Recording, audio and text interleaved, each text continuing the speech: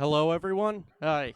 Uh, we're going to be starting at around 6:30. Sign up sheet is on the baby chair, so you can feel free to sign up there. Get some snacks, sandwiches, coffee, beer, and get settled. And we'll start shortly. Thank you.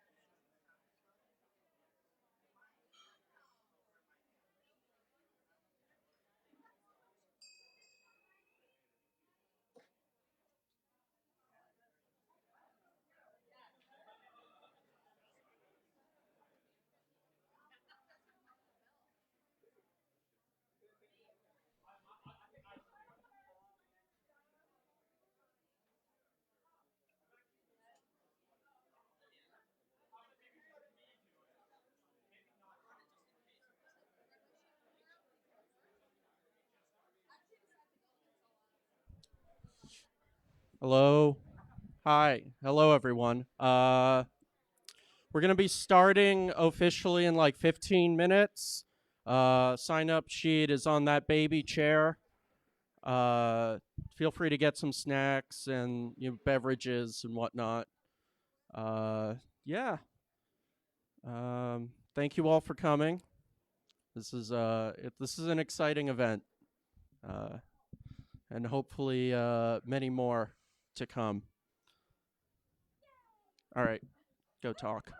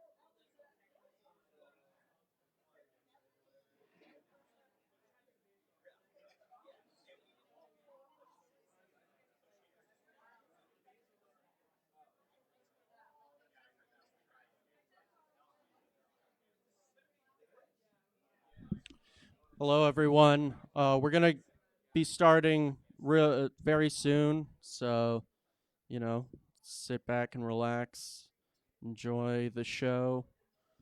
Get any last minute food, beverage stuff as well. Yeah. All right.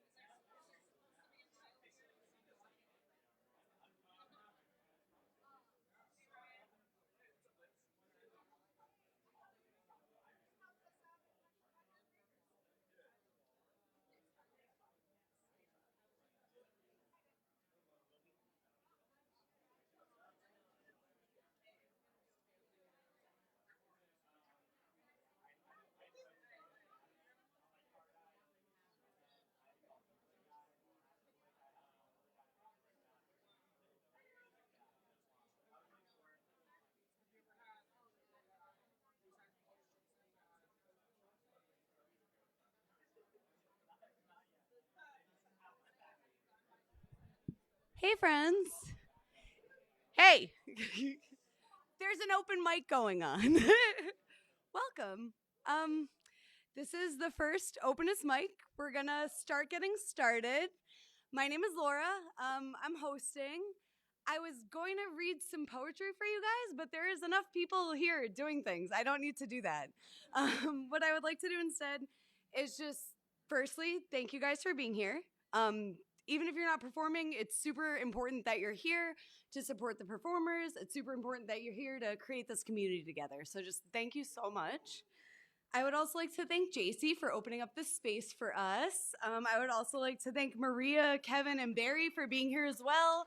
Tip your baristas, eat some baked goods, drink the matcha. It's a good time.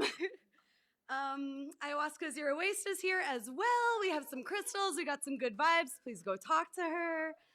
The band tonight that's going to be playing our intermission is Dr. Ha and the Cosmic Wimps. I'm going to encourage you to check out their YouTube and their Twitch, and hopefully they're going to be playing some more open mics with us. I also just wanted to thank some people that are in this room and some people that are not in this room. There's a poet, Derek Brown. He was the first poet to ever call me poet, so that is why we are all here. I also wanted to thank my friend Valerie for giving me the address to the Poetry House. That is a place where we go and be creative within ourselves. I wanted to thank my husband for being my rock, and I've probably held up these lights to him a million times, asked him about colors a million times, and he's been very patient. I hope everybody here is somebody as patient as my husband. I wanted to thank this girl, Nicole. She hosts open mics Mondays at Ralph's in Worcester. We're all just kind of part of the same family, I guess is how I want to put it. Thank you so much for bringing your friends. Thank you so much for making new friends. If somebody wanted to bring me a sign-up list, I would love to get this started.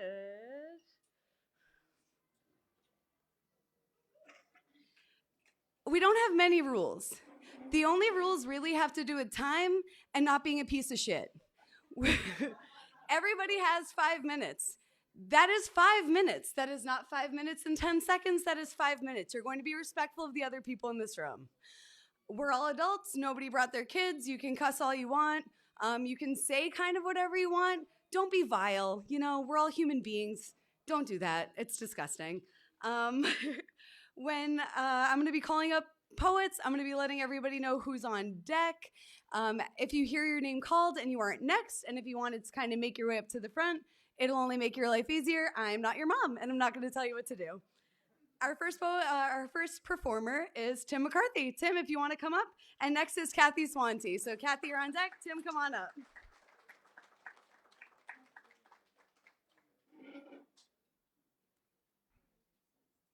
Yeah, good evening. Wow, I didn't expect this, so many people.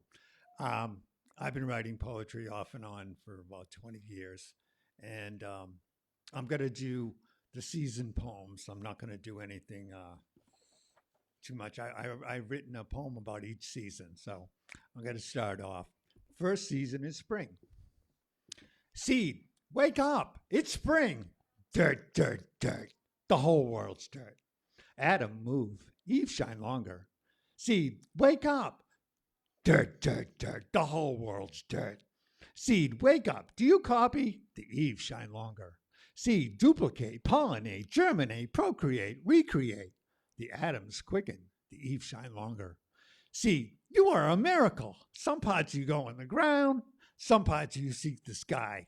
All your parts obey. Oh, may. Oh, my. Seed, your blueprint for a flower is now a flower. You spring forth gorgeous. Your smell, an earthly well. You sway so sweetly. Oh, may, oh, my.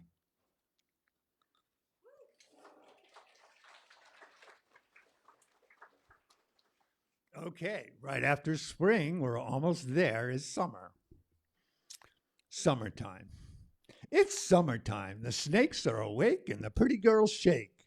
Bees buzzing in the breeze. Cows say moo. The sky is blue. It's hot a lot in summertime. Sweaty too. The sun lights up. The sky shines on and on. I lay in the grass, move with the earth, smell dirt.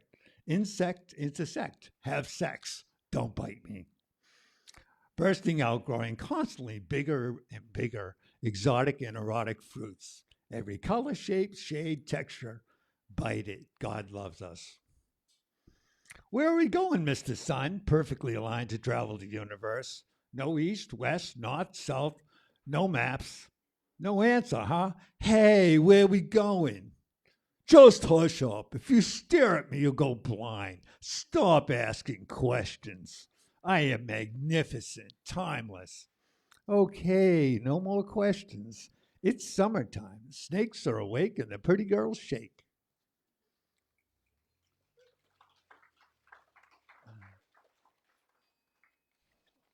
Okay, this one might be a little tougher to do. It's set in the 1930s in on trains and a roller skating rink from the 1930s, and it's a teenage boy and a teenage girl going on a date. And it's called. It's for fall. It's octopus. It's an October poem. An octopus of colors. Drop a token into the slot. Click. Push the turnstile crank. Clank. The wind puffs quiet. The clouds move along. The sun shines warm. I like my shoes. My fine eyes, pearly teeth, graceful curves. I'm going to laugh. My fine eyes, pearly teeth, powerful strength. I'm going to laugh. It's October. I cannot be sober. An octopus of colors. Pretty leaves I found. I say for you. That nice conductor guy shouts out the stops so I know where I am. Station by station, step by step. Now you and I together. Maple floors, rubber doors, maple wheels, flying heels, holding hands, roll along, sing a song. Get along, little doggy. The pretty leaves have a message for the traffic lights between us. Yellow, that rhymes with hello. We say that every time we meet. Or proceed with caution. Red, we are not dead. Oral clock, stop. Green, is it not keen to be a teen? Or let's go let out some steam.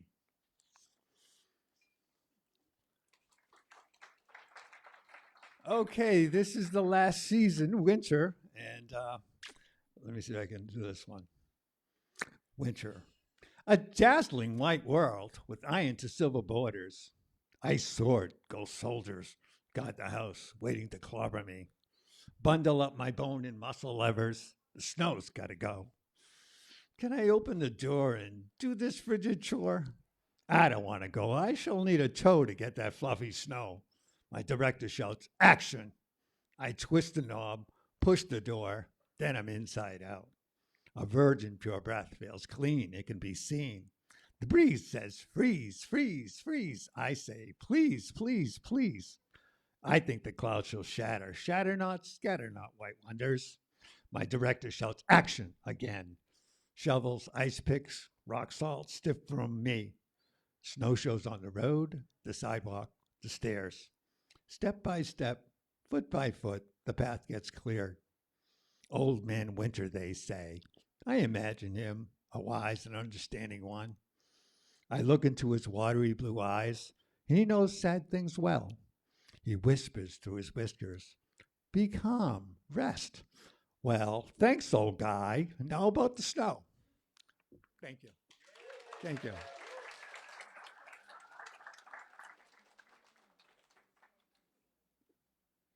Hi guys, that was Tim. I just want to also say, if this is your first time being at like a poetry thing, or if you just like aren't like quite comfortable in the room yet, when you hear something you like, you can snap. It feels cringy at first, but it's how you let your poet know that you're appreciating what they're giving you. You can clap, you can holler. There's actually no noise constraints here. So if you're liking what you're hearing, please let the artists know they're sharing their souls with you guys. Next up, we have Kathy Swanty, and on deck we have Renee. So if you guys just want to prepare yourselves, and Kathy's coming on up. Come up, I'll grab you, Jay.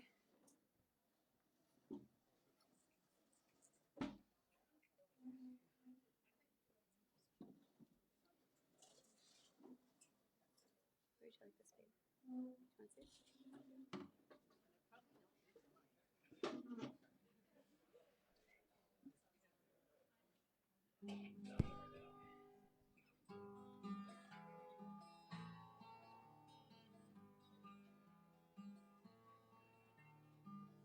Knows how long I've loved you, and know I love you still.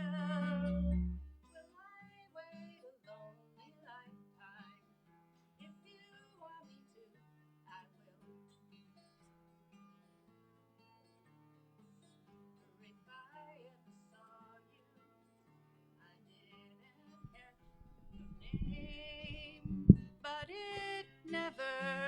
really mattered. I will always feel the same. Love you forever and forever. Love you with all my heart. Love you whenever we're together. Love you when we're apart. And when at last I find you, your song will fill the air. Sing it loud so I can hear you. Make it easy to be near you. For the things you do endear you to me. You know I will.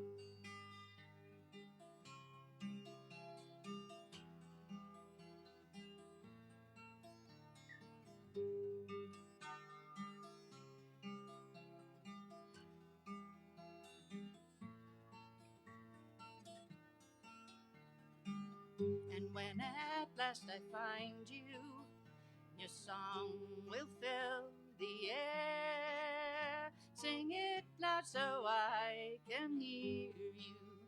Make it easy to be near you. For the things you do endear you to me. You know I will.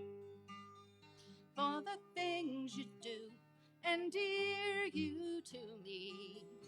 You know I will.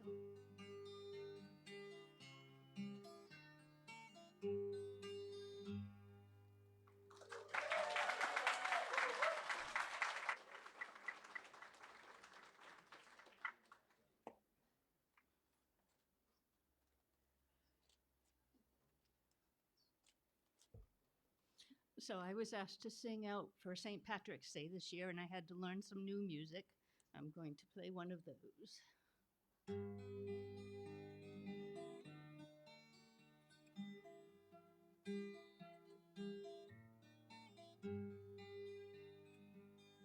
Walking all the day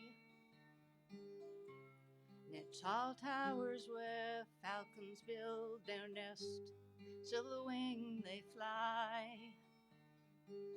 They know the call of freedom in their breast.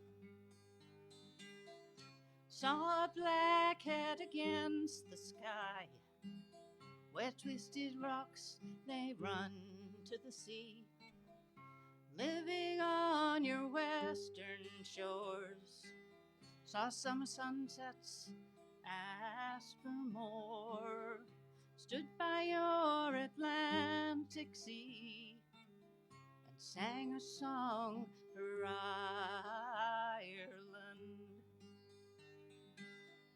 Drinking all the day in old pubs where fiddlers love to play. Someone touched the bow. He played a reel, it seemed so grand and gay. Stood on Dingle Beach and cast. In wild foam we found Atlantic bass. Living on your western shores, saw summer sunsets, asked for more. Stood by your Atlantic Sea and sang a song for Ireland.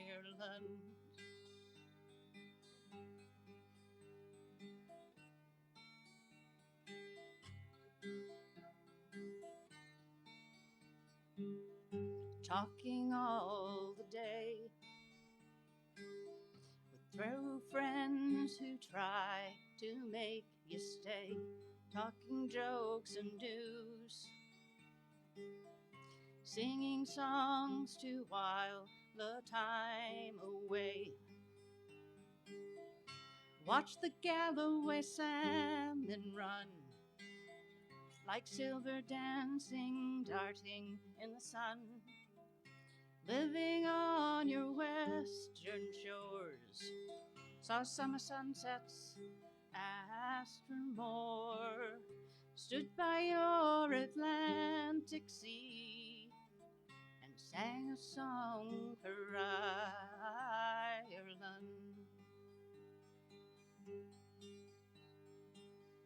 Dreaming all the night, I saw a land where no one had to fight, walking in your dawn.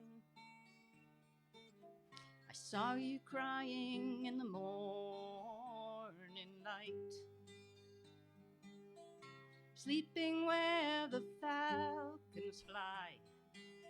They twist and turn all in your air blue sky. Living on your western shores, saw summer sunsets, asked for more. Stood by your Atlantic Sea and sang a song for Ireland.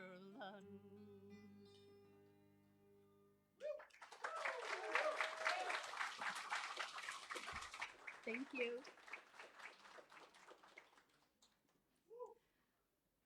I have known Kathy for a long time, and I did not know that she could sing that beautifully, guys.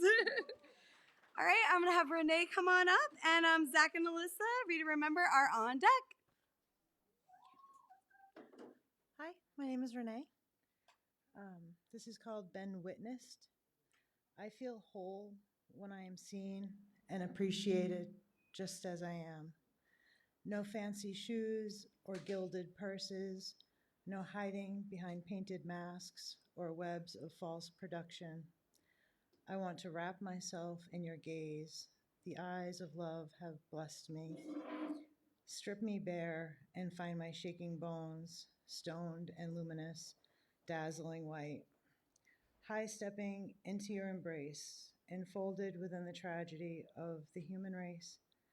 The sages pray over us, envisioning a sacred future, a shape-shifting enigma, an alchemic reality, manifesting a continual rebirth. That's it. Thank you. This is called Growing Up and Out, and I had to name all of these for this. So, releasing the agony of lack, releasing the wolf cry of abandonment, releasing the past and the need to repeat it, releasing the self-sabotage, releasing the petty thieves of time, the emotional warriors, their purposes long ago served, allowing the space to fall apart, to become whole again and again and again, arriving anew, awash in the light of morning dew, allowing the gift of reconnection. I am the healer, I am the healing, I am the healed. I am a woman warrior, recognizing my own enoughness, allowing things to be as they truly are, and creative harmony with perfect timing. That's it.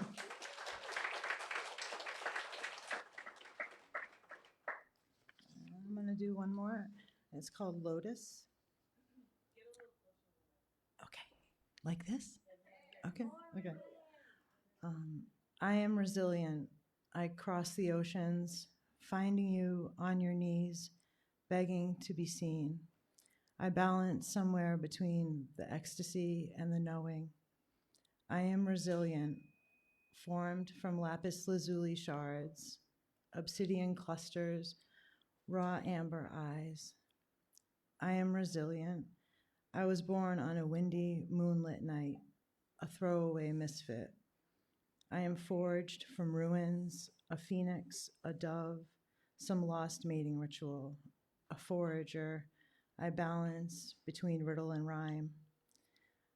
I am resilient, born of gratuitous blasphemy, raw velvet in my vibe, with eyes the chocolate hue of burning witnesses. And that's it. Thank you.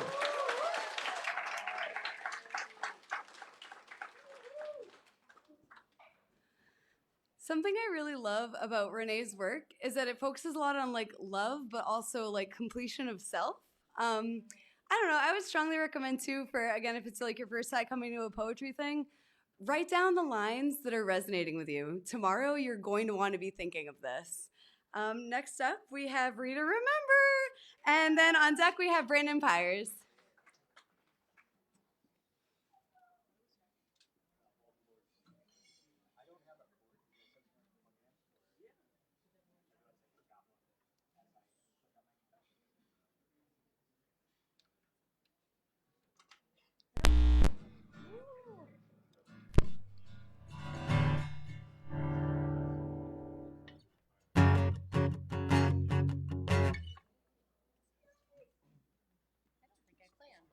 I think you just Well, I sing. probably could have. If you know us, it's going to get louder in here. I can't make apologies for that, but I'm sorry.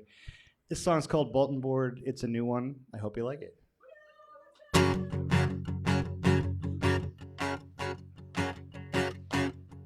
There's a page up on the bulletin board, and I can tell that it's from you, but you say it's from me.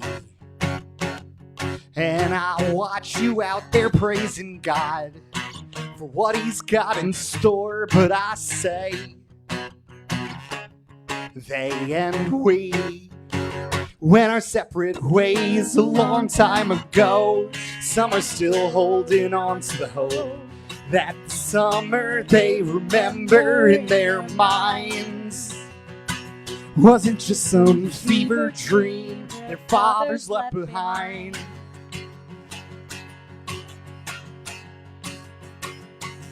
Watch the sunset and you tell yourself, what a beautiful sunrise, a painting of a brand new day. And I see the gears are turning now behind your empty eyes, and I just can't believe a word you say. When you can't let go, though you're getting older, shoulder to wheel, nose to the grindstone are just platitudes, empty of meaning. I see where you're leading. I don't want to go. I don't want to go. I don't want to go. I don't want to go.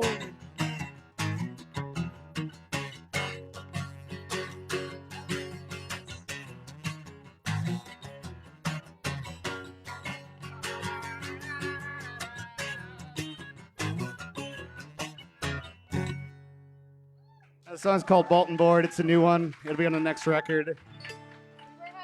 We were having a debate whether I was supposed to play on this or not. Apparently I was. I forgot to, so I can't really.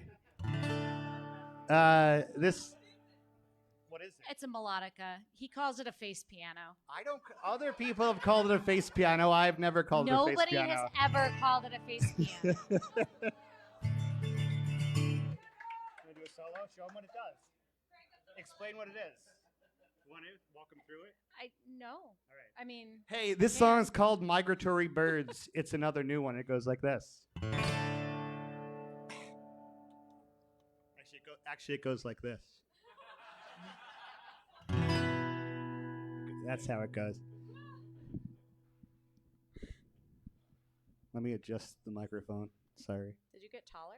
I did. I just got taller during that last song, so hooray for me. Thank you. I'll walk right out of here and make you rue the day you knew my name. My name.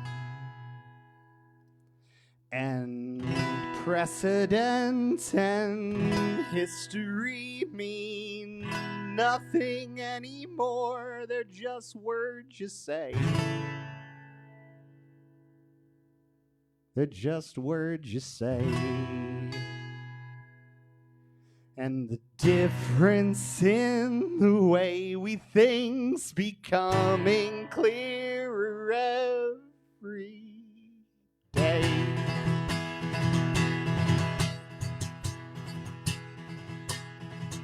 I walk right out of here and make you rue the day you knew my name. My name. And precedent and history mean nothing anymore. They're just words you say. Just words you say. And the difference in the way we think's becoming clearer every day.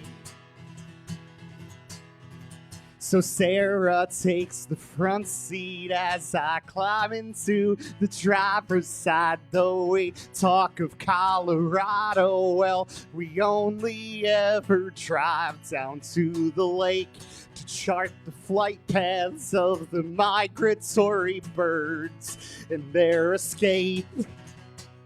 Oh, it's our escape.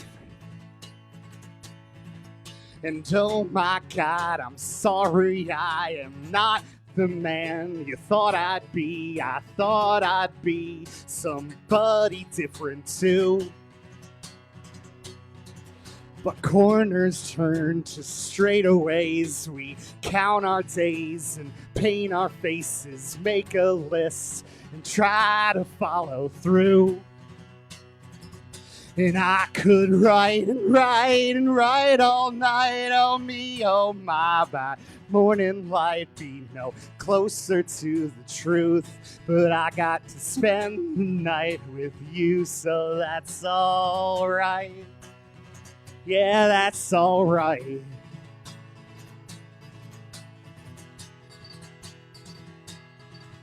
I'll walk right out of here and make you rue the day you knew my name. And precedent and history mean nothing anymore. They're just words you say. Just words you say. And the difference in the way we think's becoming clearer every day. We're free to remember. Thank you, guys. Thank you. Thank you. It's great to have an open mic.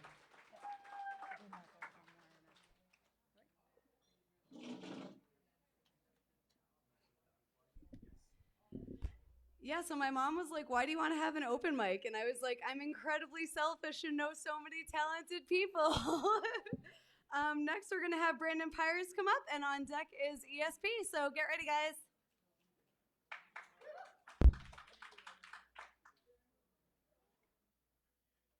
Hey, Fitchburg. How we doing, guys?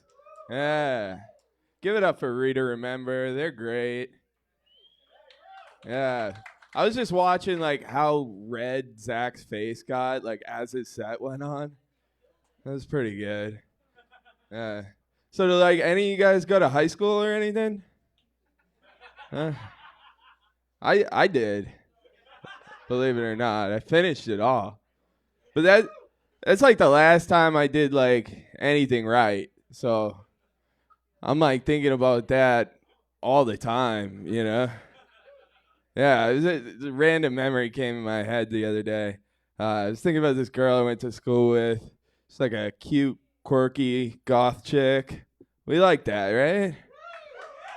Hell yeah. Yeah, but here's the kicker. She used to walk around with the cremated remains of her grandfather. Yeah. We called her Ash Wednesday Adams. I wish I could do that every joke, but it's not enough glitter in the world for my jokes, dude. Hell yeah. So I don't need like a medal or anything, but I am still drinking Bud Light.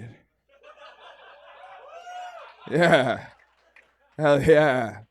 Yeah, man. It's crazy though. I am like getting flack here and there every once in a while. You know, I cracked one open the other day. This guy's just like, hey, you can't drink that now. Are you kidding me? You can't drink that now. And I'm just like sitting there like, what kind of lame-ass job interview am I at, man? Jeez. You know what? You can find somebody else to be Kid Rock's tour manager. I ain't doing it. No way, man. Yeah. You guys are nice. Yeah, man. So I guess I'll do this.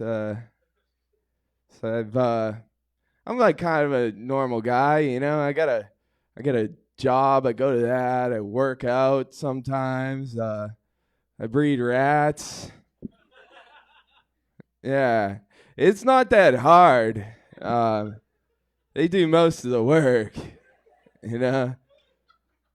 All I gotta do is like I'll set the mood a little bit, you know, like dim the lights a little bit, throw on some Sammy Davis Jr. or Frank Sinatra. Really, they just like the Rat Pack. Like anything will work. Yeah. People ask me how I got into breeding rats, and honestly, I kind of just like fell into it. You know, could happen to any of you folks, honestly. You know. My friend just told me that rats are a nice, easy pet to take care of. So I took her advice. I got a nice little girl rat, and we hit it off, man. I love that little thing, you know? That thing for about 6 months, then like out of nowhere, it just had a litter, right? And I'm sure I don't have to explain this to you, but rat pregnancies only last 3 weeks. That's their gestation period. I know most of you guys know that, but just for the sake of the joke, and the reason I tell you that is it got pregnant over at my place. And I know it wasn't me, right?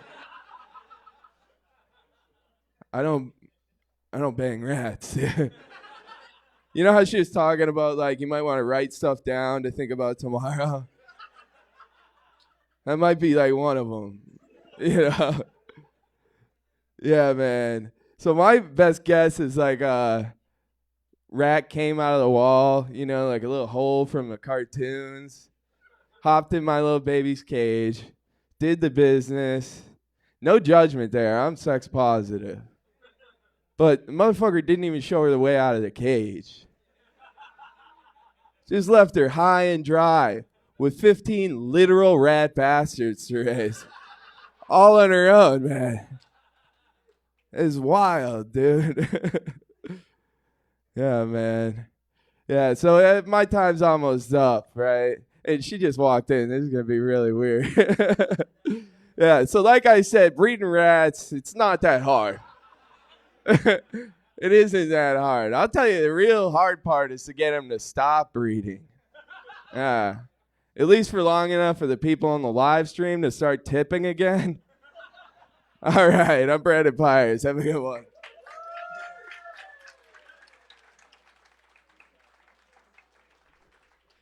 So remember when my content warning was nothing super vile? I have absolutely nothing to say about what Brandon said. ESP is going to be next, and on deck we have Jeff Wolkolik. Probably badgering that. Sorry. ESP, if you want to come on up.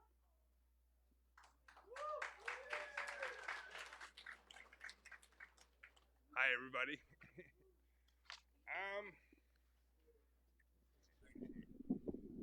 There we go.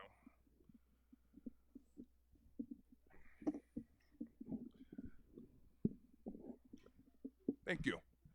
All right. This first poem is a bit of social commentary on modern dating. It's called "Love Me Tenderly," or "To the Woman I Loved Last Friday Night." Swiping right and sweeping up the jagged pieces of these shattered hearts, freezing in this dilapidated temple. I want to go back to a time when things were simple, just don't know when it was. I want to go where it's warmer. I want to move down south. I want to strip you naked and worship your body with my mouth. And each time I bring you to ecstasy, I want to hear your moan sweet blasphemy. Got a brother with a gun and a 1,000-yard stare? Did I mention how I dig those fiery curls in your hair? Want to slowly run these hands all over your curves? I want to give you the detailed loving that you deserve. Don't want no promise, don't want no vow, don't want no milk or fucking cow. I just want to love you right here and now.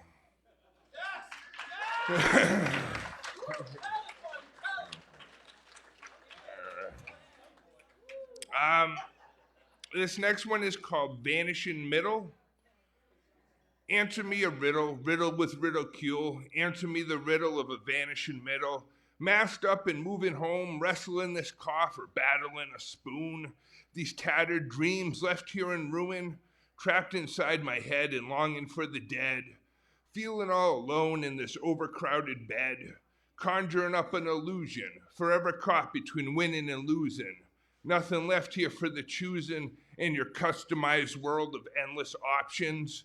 Clinging to a vanishing middle. Maybe it was bound to burst. It was good while it lasts. It could have been so much worse. Now everything is in the past. Wishing on that old American dream that's feeling like a curse. Oh, for me, it's not so bad. Still, it makes me sad to think of our grandchildren growing up without the dreams that we had.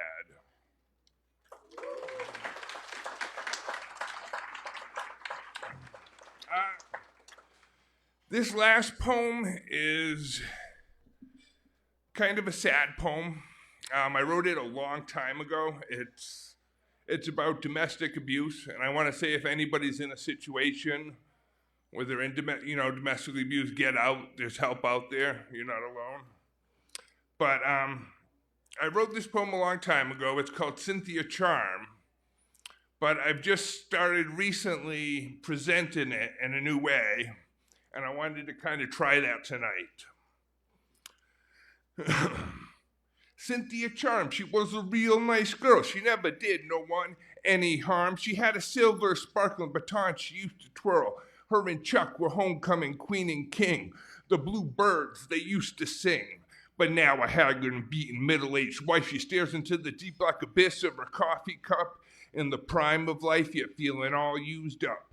She has everything a girl could ask for, but nothing more. Dark secrets behind drawn window shades. She's got money. Solid and liquid assets. She's got a Sony with a library, a video cassette, a microwave oven, and her husband's brutal oven. She got a washing machine, and in the dusty attic, an old cardboard box full of broken dreams.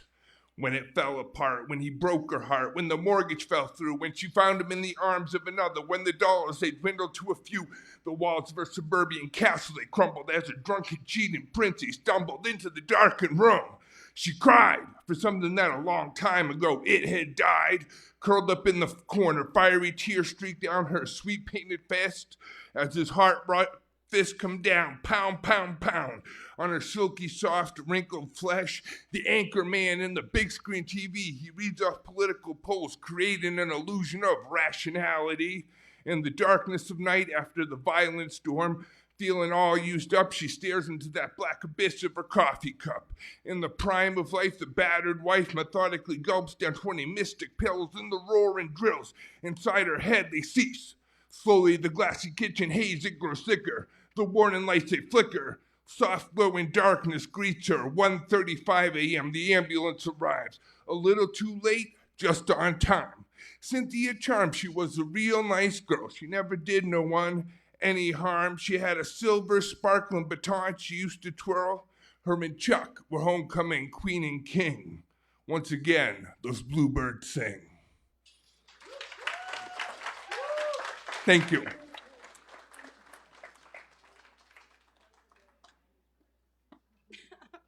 Hi, guys. Sorry I'm 5'2". No, it's cool. You don't have to do it every time. Jeff, I'm going to have you come on up next. Ron Whittle is on deck. Everybody be aware.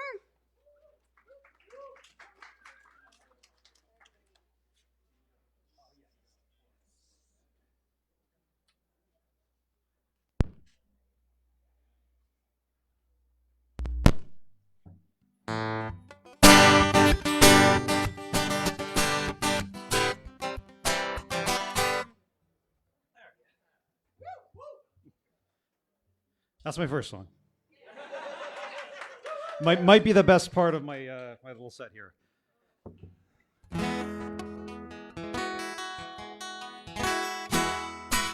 All right. So my name's Jeff. I'm one half of a band called The Zero and the One. Unfortunately, the bass player is in Iowa at the moment, so she couldn't be here. But I'm going to do a song off our, what will eventually be our second album, if we ever get around to finish recording it. Before I do that, I do want to give a big thanks to Laura for organizing this and putting all this on. I'm well aware of how much work goes into something like this, so thank you for doing this. Thank you. I like it too. That's why I bought it. Okay.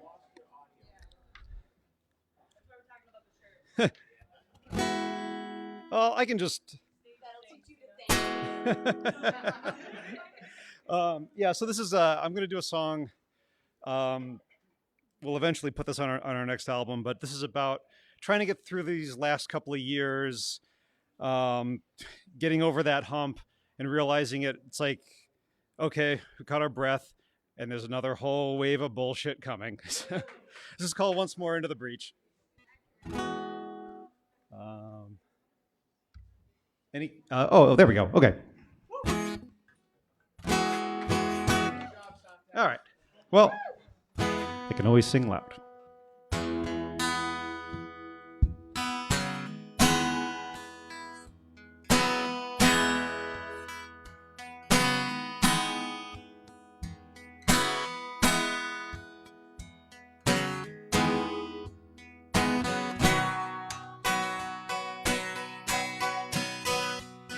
It's time to say enough. It's time to say no more. It's time to rebuild. And it's time to restore.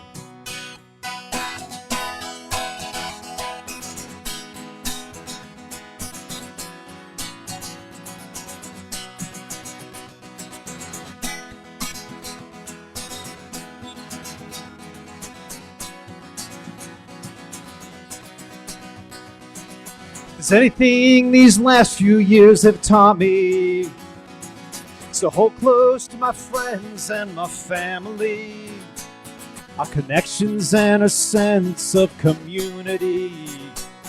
Never realized how much these people meant to me, and I would try to be a little kinder, know that I might not always succeed. But I know that there's strength in compassion, the empathy we so desperately need.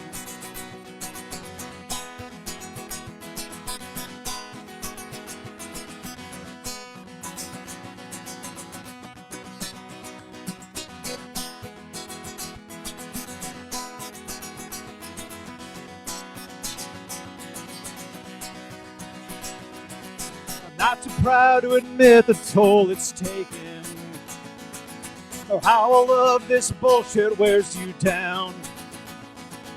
But I will count myself among the lucky ones, just to be left standing until now. I know that we still have so far to go.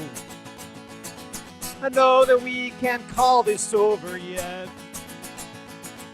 So I will celebrate the little victories. Sometimes you gotta take what you can get.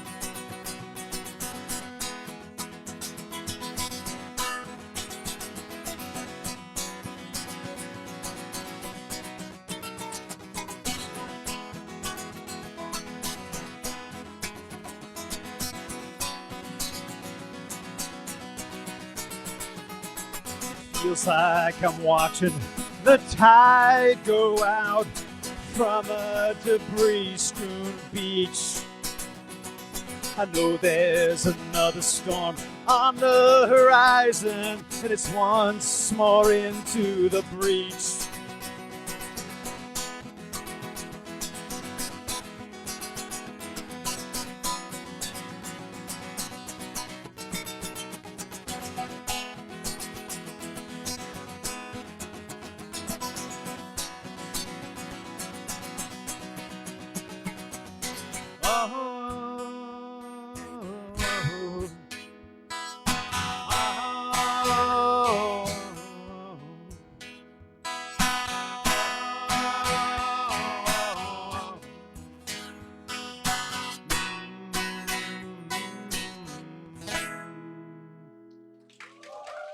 Thank you.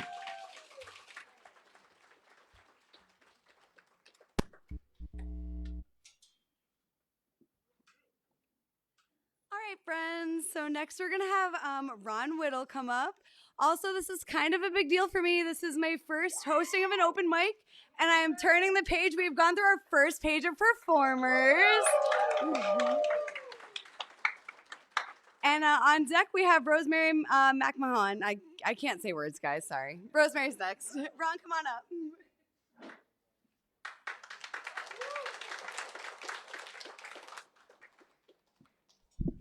Okay, how you guys doing tonight? Good. I got a little story I want to tell you before I do my poetry. As you can tell by my hat, I'm a Vietnam veteran. Thank you. My first duty station, I was involved with training with the Apollo astronauts, and I trained in rescue.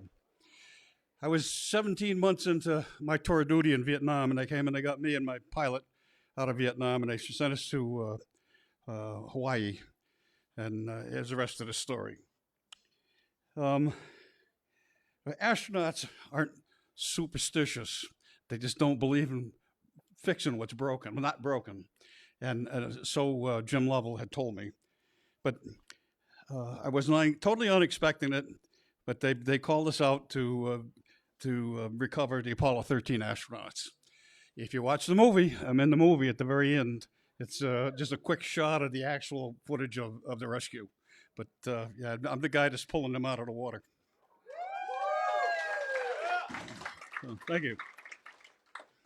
I wish, like I said, it was my choice. I didn't have any choice in it. But so listen, I'm gonna read a couple poems. I'm gonna skip over my war stuff because it's just too gruesome. I just don't feel like I need to do it tonight. But this one I wrote on the beach at China Beach, and just outside of Da Nang. They had a recreational area they sent us to every now and again just to get away from the war. It was called China Beach. Anyway, the poem is called Listening, 1969, and I'm going to do a lot better if I got my glasses on. And this was written to a girlfriend at the time that I had broken up with just before I went to Vietnam. The sun came up this morning and they found me face up in the sand, my hands behind my head, just listening to the sounds of the sea, waves breaking, gulls squawking, and the occasional beach walker's indistinguishable muffled talk. My eyes were closed with visions of you lying here beside me, smiling like you always do. And I'm so afraid to open my eyes for fear that you won't really be here.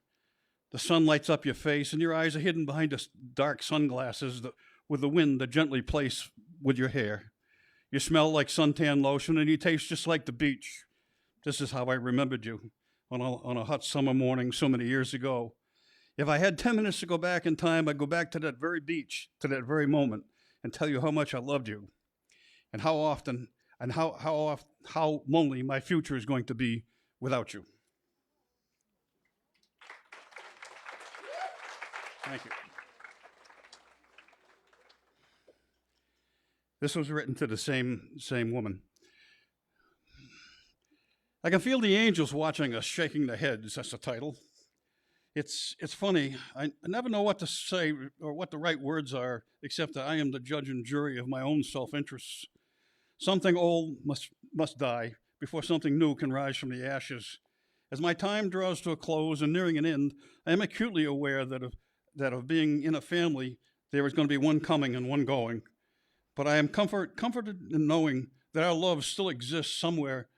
We are still together, right where I carved our names in a heart on a birch tree in your old front yard. And I wonder if anyone ever traces a finger around the heart and wonder who we are.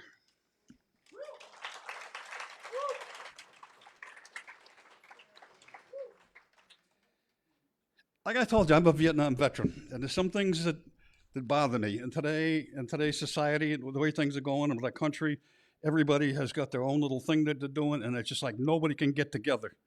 It's awful. So the title of the poem is One More Thing I'd Like to Say. We are many that come from a proud people of many countries who make the living who we are today. With pride, we wear the names we were born with and carry it forward as a standard for the future to follow. I am you as you are me, sons and daughters, mothers, fathers, grandparents, great-grandparents, great-great-grandparents, cousins, aunts, uncles, and nephews, and so on. We are, in reality, one in name, a proud, great family indeed. Where our physical attributes define us as Americans, a proud and resourceful people. God bless us all. Thank you.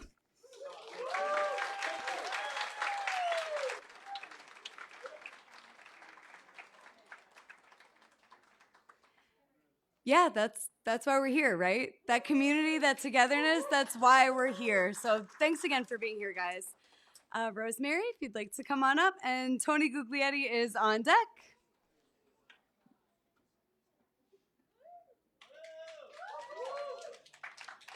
So many microphones to choose from. Oh my gosh. My name is Rosemary. It sounds like it's spelled incorrectly the way it's spelled. My name. Yep. Thank you. Can we give a round of applause for the sound people?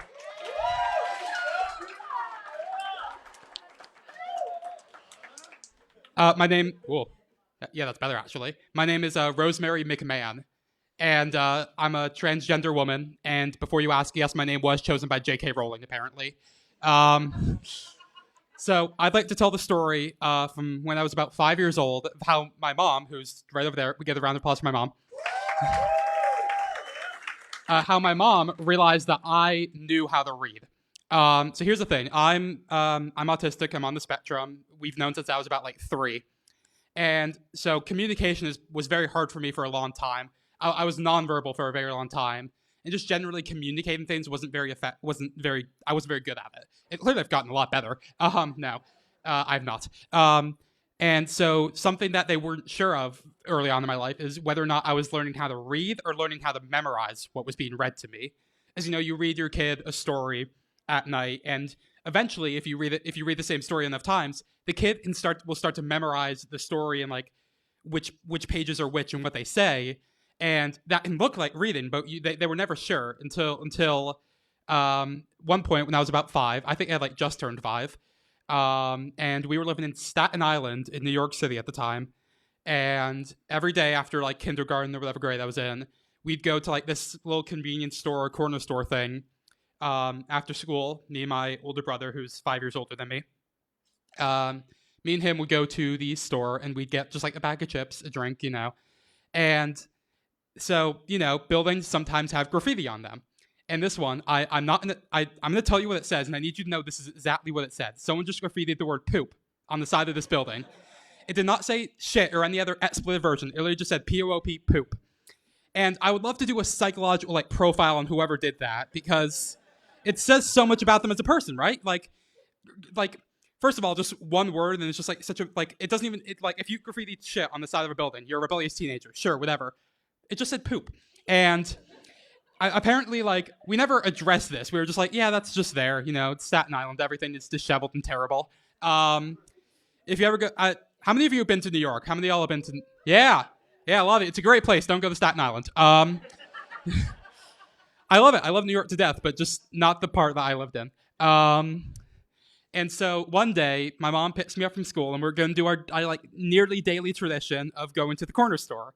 And so I assume I get into the car or something, or we walked at the time. Yeah, okay. It was right there, so we would walk there. So I come out the building, and I'm like, yay, it's time to go to the poop store. And naturally, my mom, who doesn't know I can read, because I am 5 and largely nonverbal, is like, excuse me? And I'm like, oh, the poop store where we get the chips and stuff. And that's when she realizes. She never read that to me, obviously. She never addressed that to me. So I somehow read it, knew it said poop, and processed enough to be like, oh yeah, that's just the poop store. That's a store with poop. And so that is the quick story of how my mom, how poop made my mom realize that I knew how to read, and I've been reading nonstop ever since. Thank you.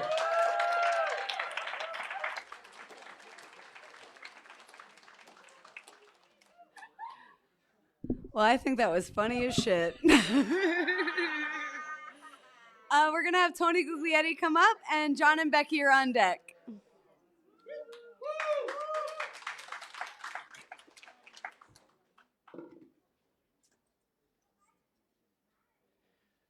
My wife tells me that when I tell stories or I like talk or I like do anything, that I get like lost in it, that I don't go anywhere with the story. Like people start to check out. It doesn't go anywhere. It kind of meanders. So I figured this would be a good place for me to actually like write down what I was going to do. So tonight I have a list. It's actually pretty appropriate too. I wrote down a poem actually. So I got my list. Lists for me can be disastrous also though. She gives me a list like for groceries and that still takes me like 2 hours. You know, like the bread aisle. Like I get in the bread aisle and the list just says bread. I'm like, have you guys been in a bread aisle? It's like the entire aisle. You know? She's got to like at least tell me like seeds or like dark bread or light bread or breakfast bread or hot dog buns. So lists are bad for me, but I got one tonight so that I can stick on it. Roses are red. So they're red, but like there's definitely other colors. We all know that. Like I looked it up. There's 16 colors of roses. So there's red ones, but that's not like, maybe that's the dominant color, but there's other colors.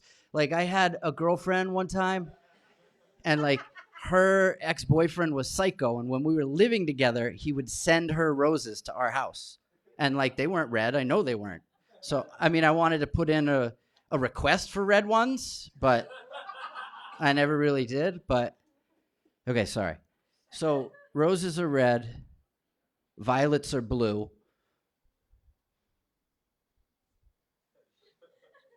I mean, everybody knows violets aren't blue. That writes itself. Like, I went to NYU, and we were actually the NYU Violets, and we were purple. Definitely weren't blue. I don't know. So, roses are red. Let's get back on track. Violets are blue. Bacon-wrapped scallops should be a meal, I think. How about you? Right? Like, they put in a lot of work. Like, bacon-wrapped scallops have been at weddings for years. Like, if they were a comedian, they've done enough, like, open mics and feature. Like, I mean, they need to be headliners at this point, I think. I got one other thing for you guys. So besides the comedy thing, I am a dancer. So I'm going to try to combine, show you a couple of things tonight. Real high tech here. I got my own sound system, so we'll see if it works.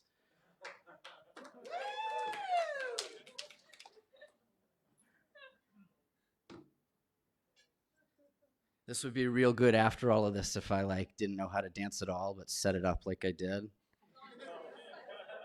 Let's see if I even did this part right. There it is. That's a good sign. All right. Real high tech tonight. All right.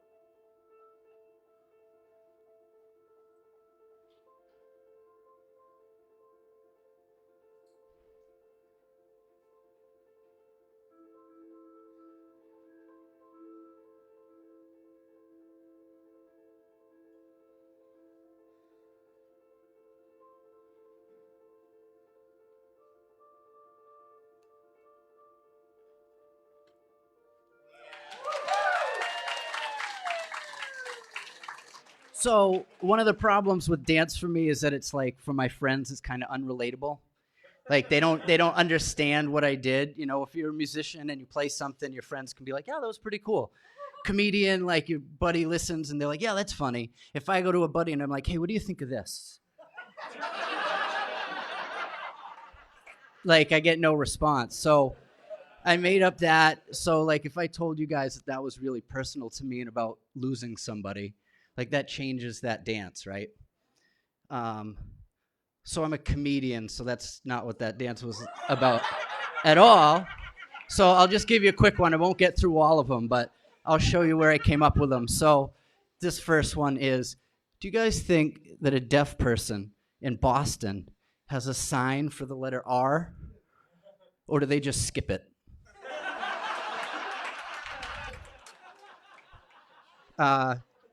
Next time that there's a solar eclipse, I'm going to sell regular sunglasses instead of those special ones. Because if it doesn't work, how's the guy going to find me? I saw an ad at McDonald's once that their quarter pounders were getting a little bit bigger. Doesn't that mean we need to rename it? All right, I got more of it, but that's my time. Thank you, guys.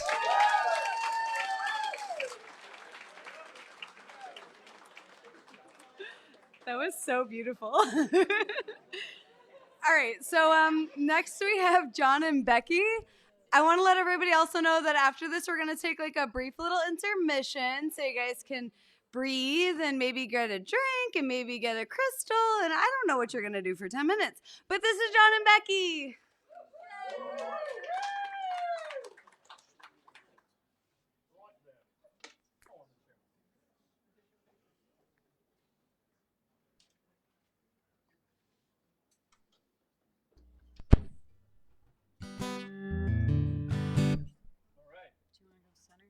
Yeah, I'll go here.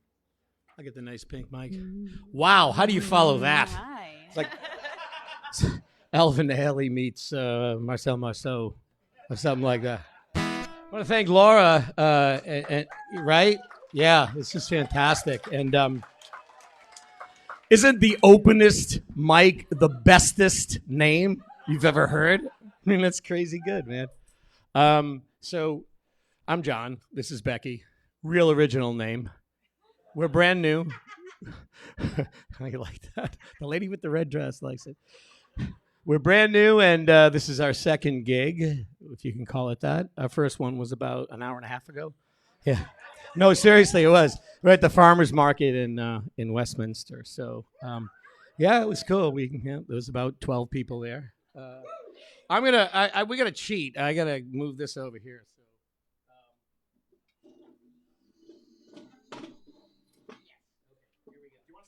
Oh, that would be great. Didn't know they had stands. Thank you. Again, thank you. Perfect. Forget about the cheap chair. Okay, we're gonna do some covers. We got like 3. I'm gonna hurry up so we don't go over our time. But here we go.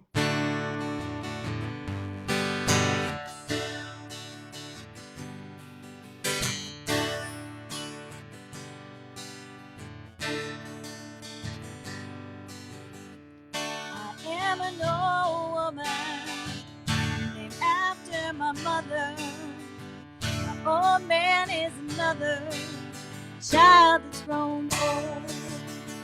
His dreams were lightning, thunder was desire. His old house would have burned down a long time ago. Make me an angel that flies from Montgomery. Make me a poster of an rodeo. Just give me one thing that I can hold on to. Believe in the living is a hard way to go.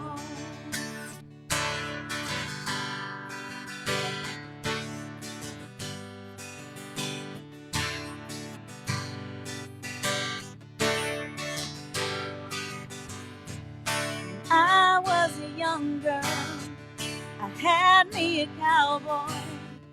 Wasn't much to look at, just a free rambling man. That was a long time, no matter how hard I tried. The years just go by like a Make me an angel that flies from Montgomery. Make me a poster of an rodeo. Just give me one thing that I can hold on to. Believe in this living is a hard way to go.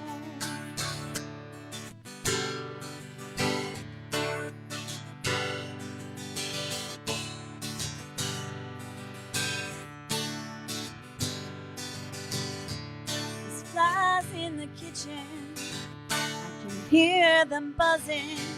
I ain't done nothing since I woke up today. But how the hell can a person go to work in the morning, come home in the evening, and have nothing to say? Make me an angel that flies from Montgomery. Make me a poster of an old rodeo. Just give me one thing that I can hold on to. Believe in this living is a hard way to go. Believe in this living is a hard way to go. Believe in this living is a hard way to go.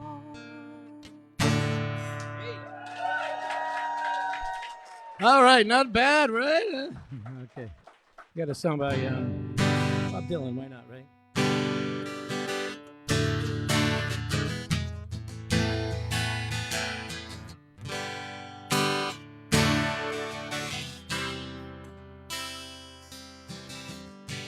Mama, take these bags off of me,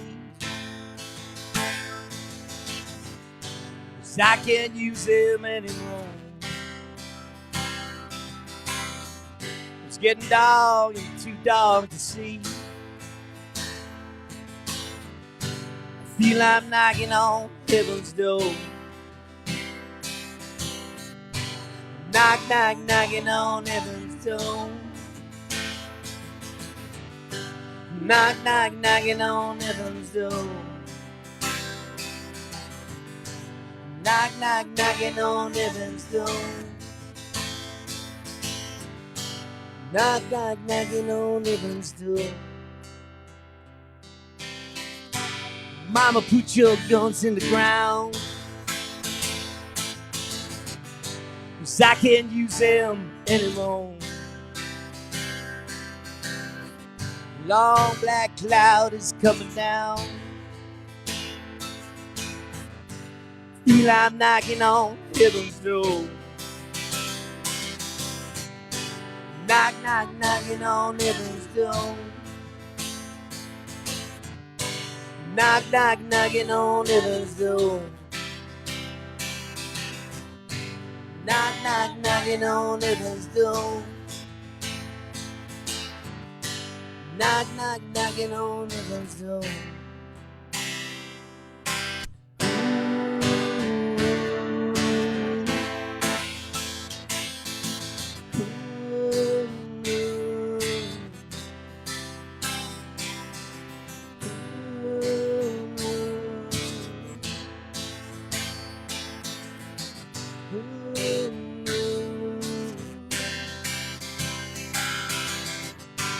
Knock, knock, knocking on heaven's door. Knock, knock, knocking on heaven's door. Knock, knock, knocking on heaven's door. Knock, knock, knocking on heaven's door.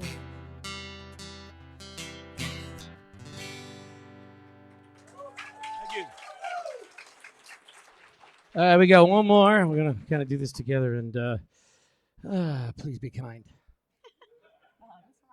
Oh, this rocks, man. Come on. All right, here we go.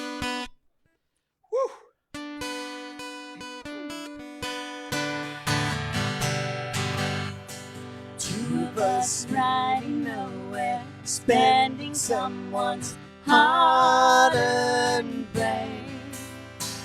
You and me Sunday driving, not arriving on On our way back home. On our way home. On our way home. Going home. Oh no, we're still going.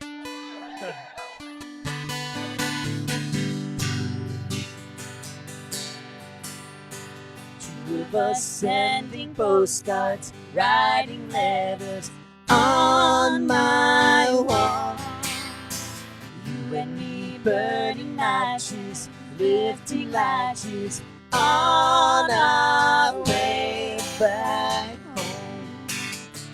On our way home. On our way home. We're going home. You and I have memories longer than the road that stretches out ahead.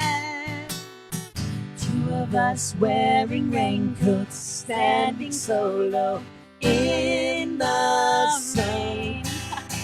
You and me chasing paper, getting nowhere on our way back home. On our way home. On our way home. We're going home. Here we go back. You and I have memories longer than the road that stretches out ahead. Two of us wearing raincoats, standing solo in the sun. You and me chasing paper, getting nowhere on our way back home. On our way home. On our way home. We're going home. Thank you.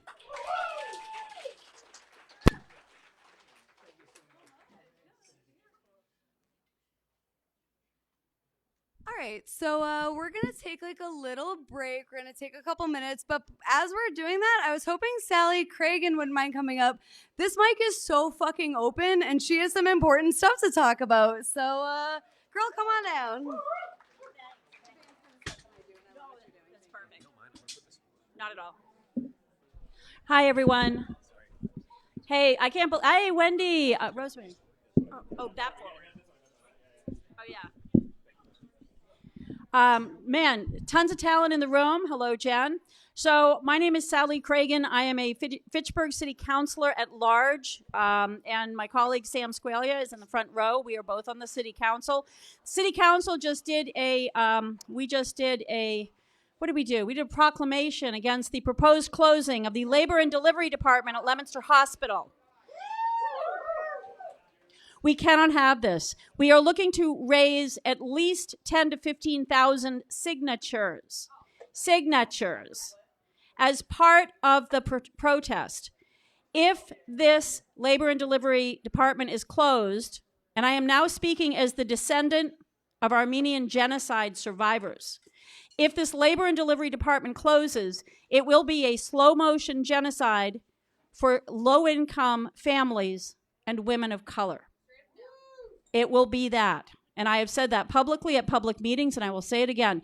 If you would like to help us by gathering signatures on petitions, come see me, and I will make sure that I either give you a sheet or you can, I will send you a PDF. So I'm going to start this off at this side of the room, please. We just need names and towns, and emails are great. Put your phone number if you would like to be part of the protest. There will be a stroller standout next Tuesday. Time is TBD. The nurses union has to get back to us. But this is dead serious. How many here were born in Fitchburg or Leominster? Yeah, big side of the room. So your kids may not be able to be born in this region unless we stop this. So we have to show them, these nonprofit bastards, that they cannot do this to the people of North Worcester County.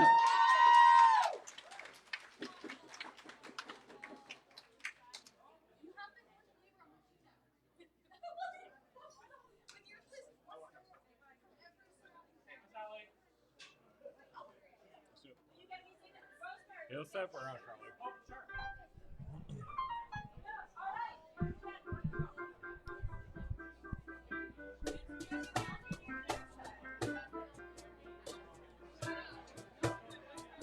Sorry.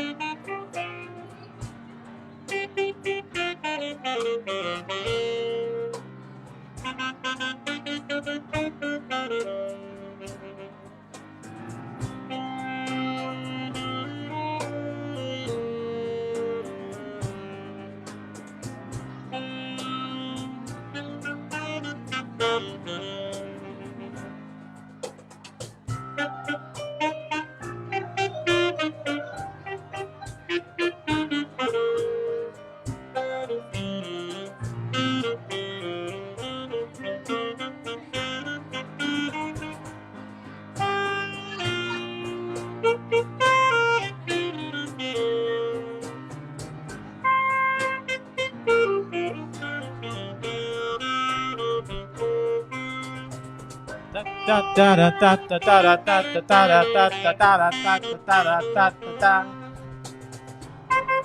Do da da da.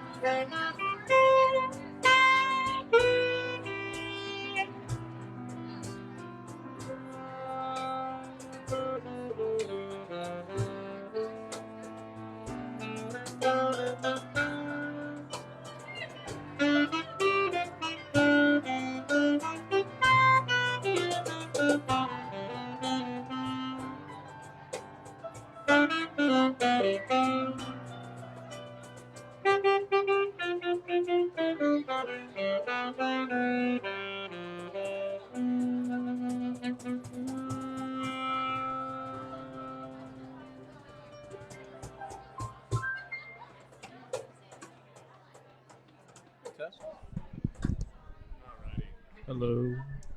Check, check, 1, 2. Check, Hello, checking. everyone. Good evening. Hello. Good evening. Hello, hello, hello, everyone across the room. Intermission's still happening. Don't feel like you have to rush back yet. Jay. But, however, I just wanted to step in for a moment and introduce ourselves. So, greeting and far out evening to you all. My name is Duke. I am joined on my left by Jay the drummer, and on my right by Crimson Connet the pianist. And we are Dr. Ha and the Cosmic Wimps. Thank you. Thank you very much. Appreciate it, everyone. Improv musical band fresh off our tour of the Quantum Time Stream here in 2023 to provide the greatest, single greatest musical experience this side of the space Mississippi. So thank you so much, everybody, for coming on out. So it's a little different for us. Normally, we are transmitting from somewhere outside the cosmos in my custom time living room via https:/www.twitch.tv/Dr. Ha and the Cosmic Wimps. However, tonight, we are so grateful and ecstatic to be physically here at the most openest mic ever. So, thank you so much to Laura for pinging us down from space and for covering our mandatory 20 yen performance fee. Being so tonight, we thought it appropriate to serve you with just a slice of what you might encounter on our typical streams if you were to join us perhaps next Friday night at 7:30 on twitch.tv/Dr. Ha and the Cosmic Wimps. With a little jam that we just did there, so we hope you all enjoyed that. But we have one more surprise tonight before we get you back to, well, you know, the actual talented folks here, and that we're going to sing you a little song. On our show, we love to do a lot of covers, and we think that, you know, we can kind of improve upon the wheel a little bit. So tonight, we're going to show you just a little bit of that talent here as we improve upon an old classic with a new twist. That's right, ladies and gentlemen. Tonight, you are going to be hearing our cover of Boulevard of Broken Dreams that we like to call Boulevard of Burger Kings. Thank you.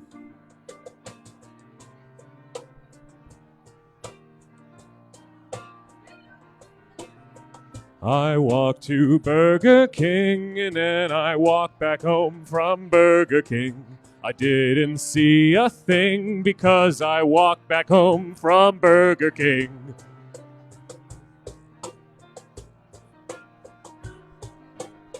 I walk this empty street with a bag of greasy burger meat, and then I'll go to sleep 'cause it's only me heading home from King's.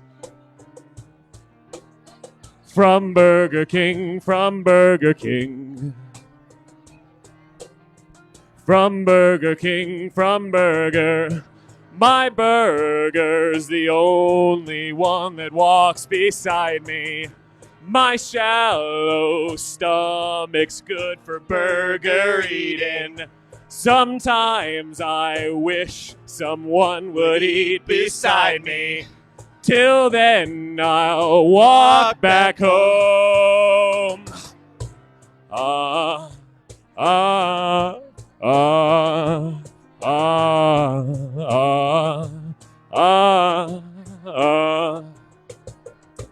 I'm walking down the line, jumping in and out where cars will drive. Check my vital signs, check I'm still alive, then head back home.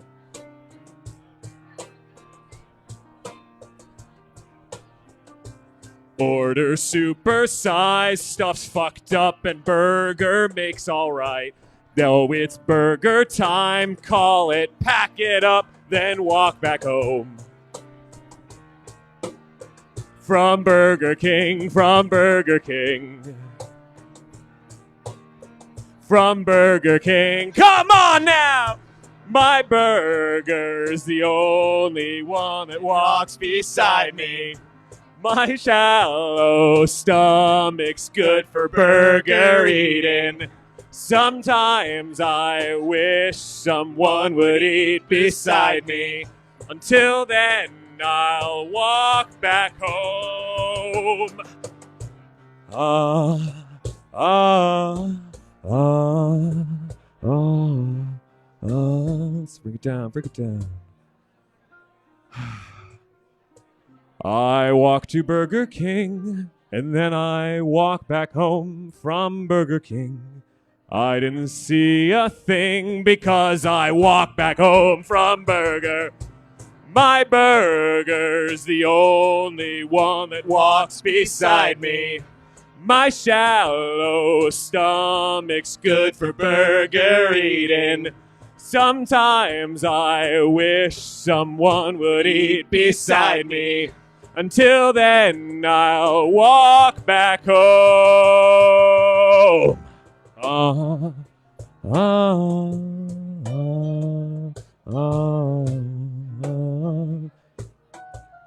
I walk back home, I walk back home. All right. Thank you very much, everyone. That was Boulevard of Burger Kings from Dr. Huh and the Cosmic Wimps. Thank you so much for sticking around during the intermission. I really appreciate it. But now it's about time that we get you back to the real show you came to see here tonight. But don't forget, tune in to twitch.tv/Dr. Huh and the Cosmic Wimps for more fun improv music and games. We do plenty of games just like that, come up with songs on the spot, and love to interact with our audience. So come on down. We'd love to see you Friday night, 7:30, twitch.tv/Dr. Huh and the Cosmic Wimps. All right, I'm seeing the proverbial cane, so we're going to get out of here. Have a good night, everyone, and we will see you later.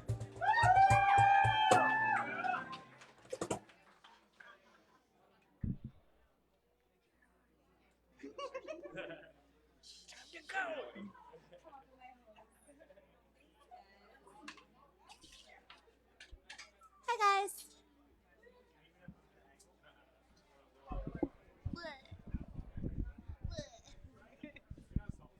I mean, I feel as tall as you spiritually. Hey, guys. We're going to get things started again if we want to put on our respectful vibes now. Thank you. I just want to thank everybody for a successful first half.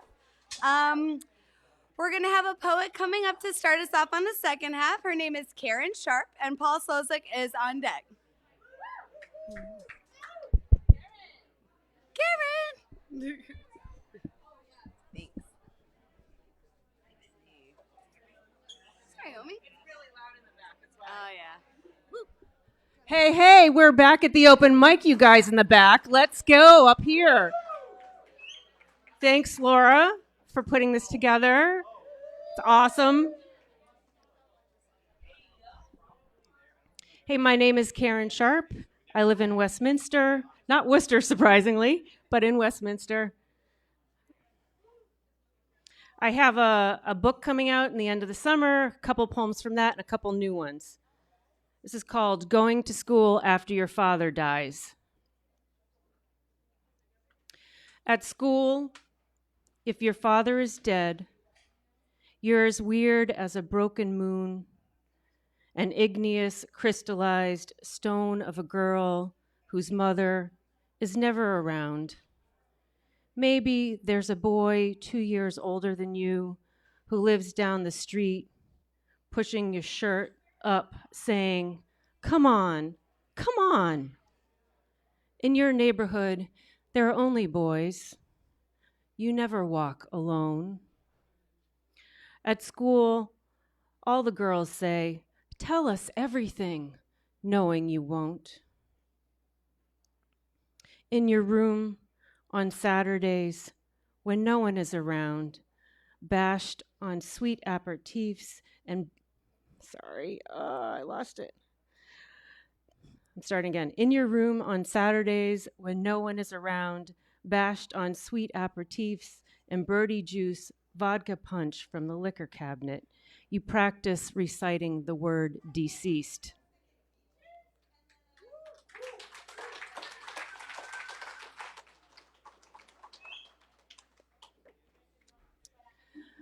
So we just joked at the table before I came up about how breakup songs are like the best songs are breakup songs, and there's so many of them, and so many of my poems are about divorce. So this is called My Allowance. My Saturdays are for order, the sweeping of stairs, for dust bunnies and dog fur despair, for milky rings of coffee on counters soured the color of gray stone. I always earn my keep and keep my place. I'm allowed the yard, the stipend of mowing, the payment of weeds. I giant my vacuum room to room. I mop it my bucket, wallow my buffed clouds, streak my windows clean. The piss on the toilets of this house is mine. The secondhand smoke of love, mine. Fallen nests under the eaves, mine. Firewood stacked, punked, rotten, mine. All those arguments shouted from bedrooms, mine. All those flowers sent an apology, mine. The vases scrubbed each time, mine. I know what it takes to keep a house clean.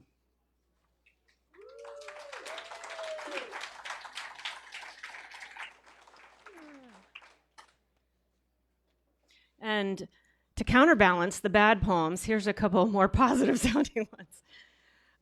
This is actually the title poem of my book. It's called Prayer Can Be Anything. Prayer can be a pile of roadside stones beseeching. The quicksand sorrow invokes. The hemlock across the lake, supplicant in thin, needled halo light. It doesn't have to be text, wafer, or baptism. Two hands pressed, rosary clicking. Witness this silver morning light, polish the Empyrean sky, the great blue heron keyholing the elaborate blue, the near perfect rumor of waning snow, and the surety of this late winter night, however stretched and thin.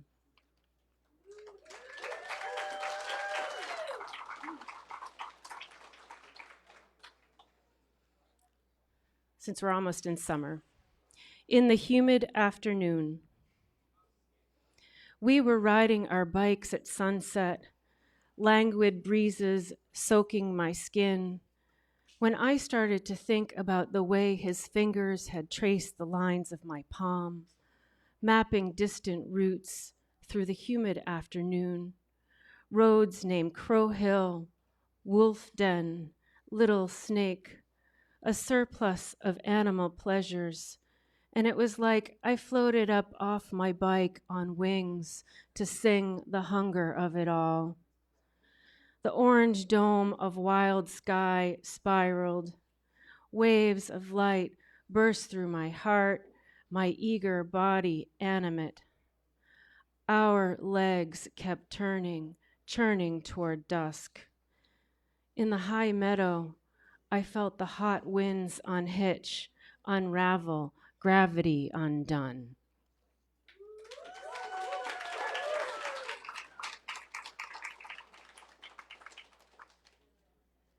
Karen kind of writes poems that make me feel like I could survive a divorce. I don't want to do that, but thank you.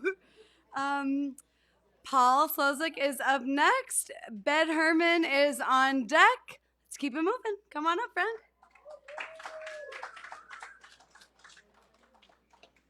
Thank you, Laura. This is fantastic. I'm just going to read one piece tonight. This is called Alluded. For me, the most excruciating consequence of getting old, not just older, but plain old, is not the physical maladies, the creaking joints and diminished sex drive. Not that my get up and go has got up and went, nor that words crawl from the tip of my tongue to hibernate in the dark crevices of my cerebral cortex. Not even that the names of all my acquaintances, friends, and family are becoming frequent fodder for obituary columns. The loss of my illusions, not illusions, the fantasies, comforting lies that I continue to cling to, but illusions, ALLUSIONS. The references to technology and pop culture I slyly slip into the lines of my poems. All of mine are suddenly outdated. Blank stares from young eyes greet me whenever I mention Proposition 2.5. Joyce DeWitt, Trapper Keepers, Blockbuster Video, the controversy when Ted Turner tried to colorize classic black and white films, and my beloved Saturday morning cartoons. I mourn their passing now. They don't even exist anymore on broadcast television networks because of binge watching on Netflix signed their death certificates years ago. Our children, super saturated with instant gratification, will never know what it's like to eagerly wait a whole week to wake and tear downstairs clad only in pajama bottoms, or tops if you have no sisters and your parents aren't awake yet, to switch on the set and plop their little bodies down on the couch, to enter an animated paradise of mystery-solving canines and talking jalopies, with intermittent intervals of being bombarded with bombastic sale pitches for candy, cereal, and battery-operated toys. They won't know the pleasure of being hepped up on 6 bowls of Sugar Smacks and enticed by Hasbro, Mattel, and Kenner to plead to their parents to purchase Betsy Wetsy dolls, battling tops, and Rock'em Sock'em robots. They'll never know the camaraderie of Funky Phantom, Wacky Racers, Dick Dastardly, and Muttley. Where are you now? Scooby-Doo, H&R Puffin-Stop, and Witchy Poo. To DVD collections, YouTube, and Hulu, never to grace Saturday mornings again, and except in poems by poets of a passing generation, penning lines future generations will no longer get. And I could have got away with it all forever if it wasn't those meddling kids changing and reclaiming the world as their own. Thank you.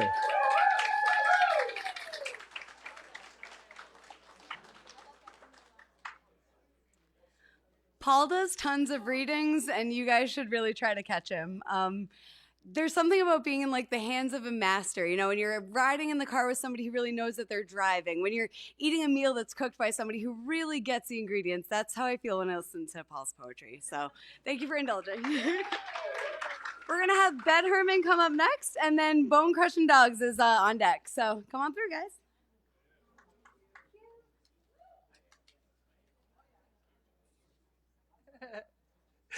That was awesome.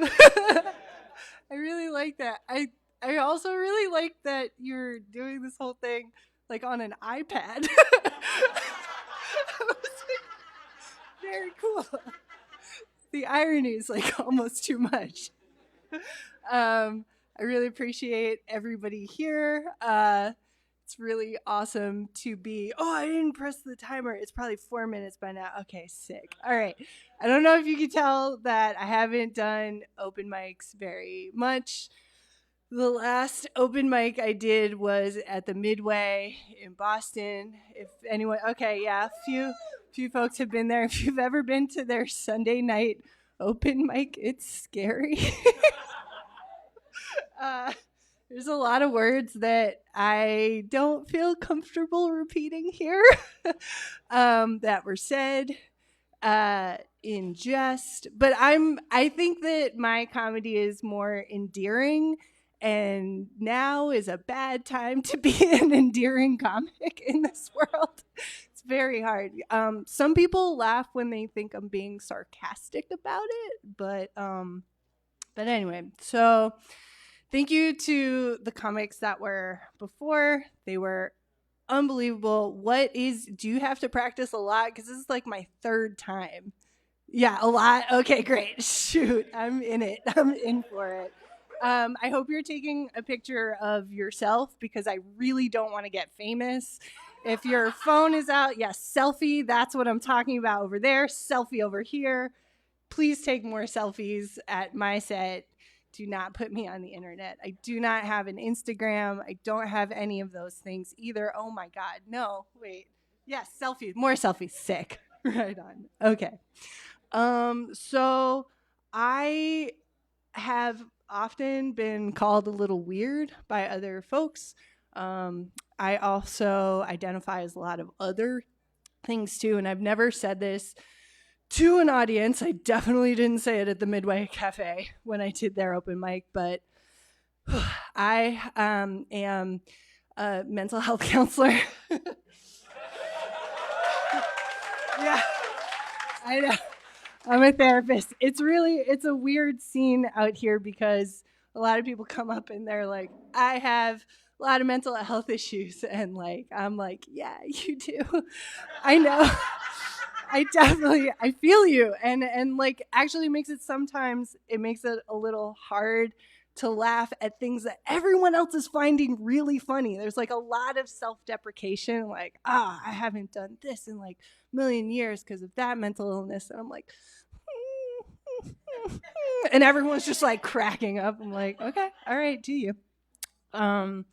But there are different little things that I've learned in my education and my journey as a mental health counselor that have helped me sort of deal with the world as it is, you know? And one of those things is kind of reframes. If anyone's ever been to like certain types of therapy, you'll find like yeah, okay, someone's been to therapy. One of you.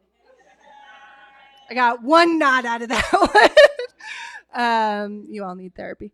I think that the reframe can be really positive. I know a lot of people, especially through the pandemic, experienced a lot of loneliness.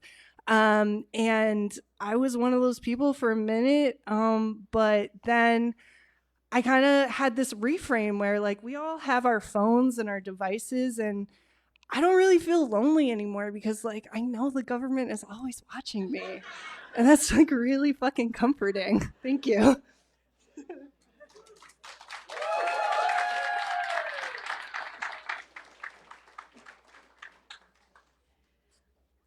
Yeah, you guys are in a mental health crisis. Check her out. Let's fix some shit, guys. If there's still hope for you, good for you. Bone Crushing Dogs is up next, and Rosalie is on deck. Come on up. Thank you for being here.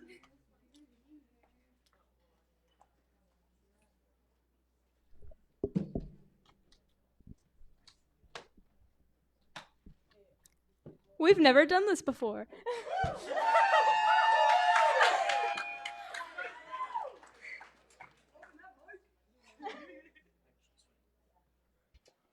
Thank you.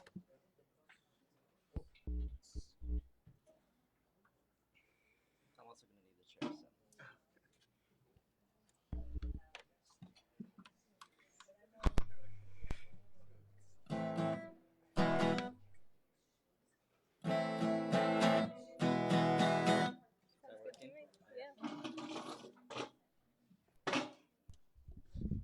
Hello.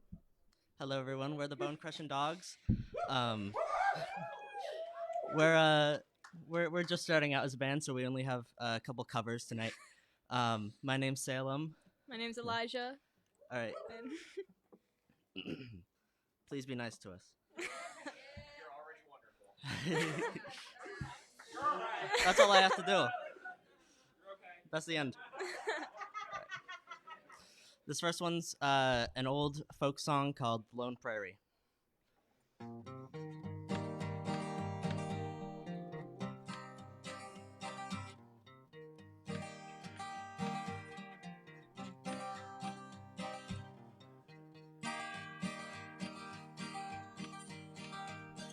Oh, bury me not in the lone prairie. Riddle came low and mournfully from the pallid lips of a youth who lay on his dying bed at the close of day. It matters not what I've been told, where the body lies and the heart grows cold. But grant, oh grant, this wish to me. Oh, bury me not on the lone prairie.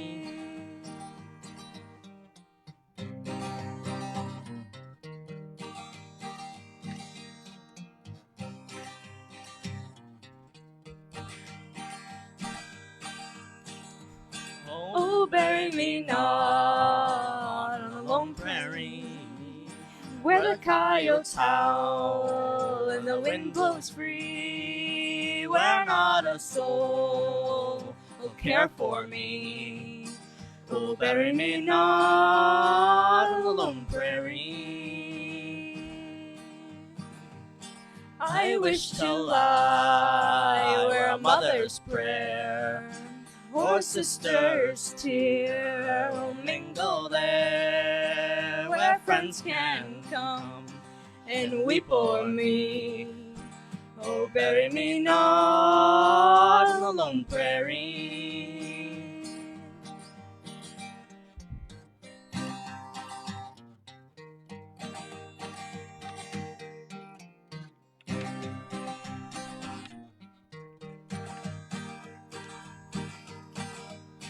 Oh, bury me not, his voice fell there, and we took no heed of his dying prayer in a narrow grave, just 6 by 3.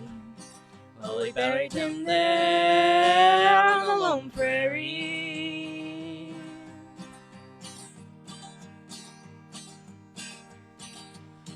And the cowboys now, as they roam the plains, fully marked the spot where his bones were lain. Fling a handful of roses o'er his grave, and a prayer to God for a soul to save.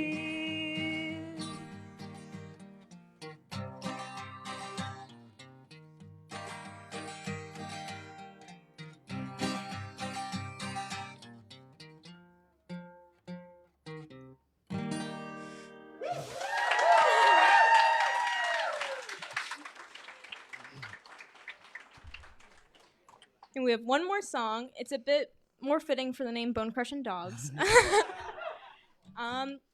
It is Flea Bitten Drifters by Days and Days, and I definitely recommend you check it out. They are really good. I love them. So.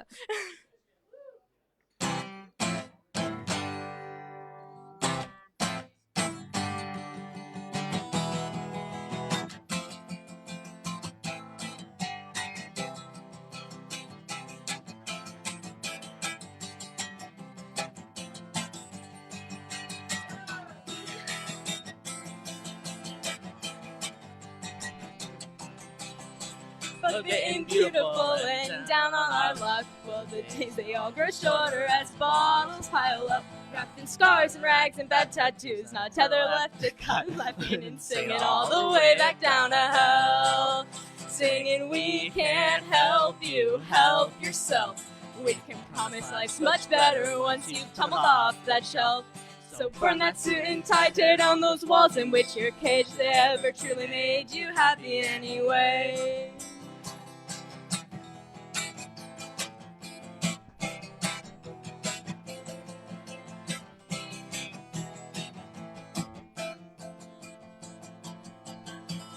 Never bite your tongue, just let that whiskey bite your throat. Cause words you sing are so much more important than you know. Success is not about the money and it's not your social class. It's about finding your happiness, so get up off your ass and go outside. Promise that you'll never see more clear. Don't be afraid to live, go find out who you truly are. Cause no one needs to know you more than you, my dear.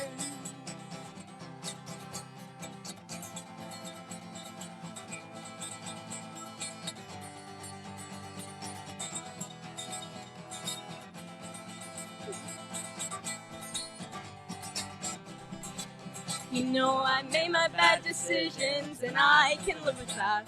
Cause even on the worst days, life's never all that bad. To feel the starlight on a freight train, see the sunrise on the road. so goddamn beautiful, and it never will get old. Unlike these dark rooms with cracked walls and carpets, so stagnant, alone, gray, and cold. And every time I come back, one less tree, one more road. I don't think this is home anymore.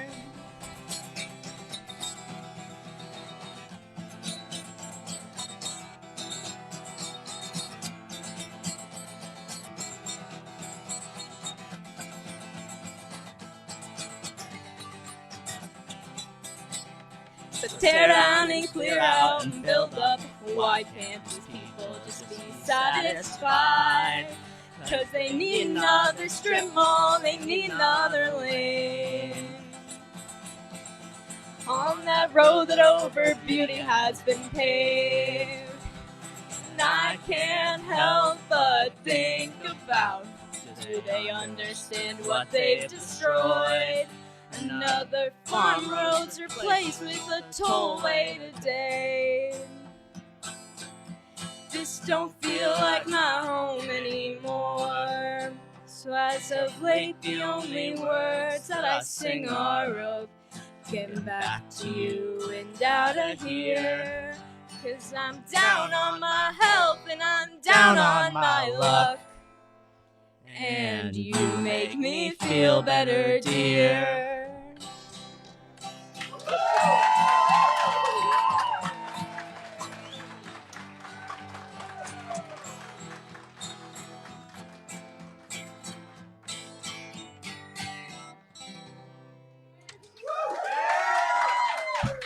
Thank you very much. We definitely didn't mess up.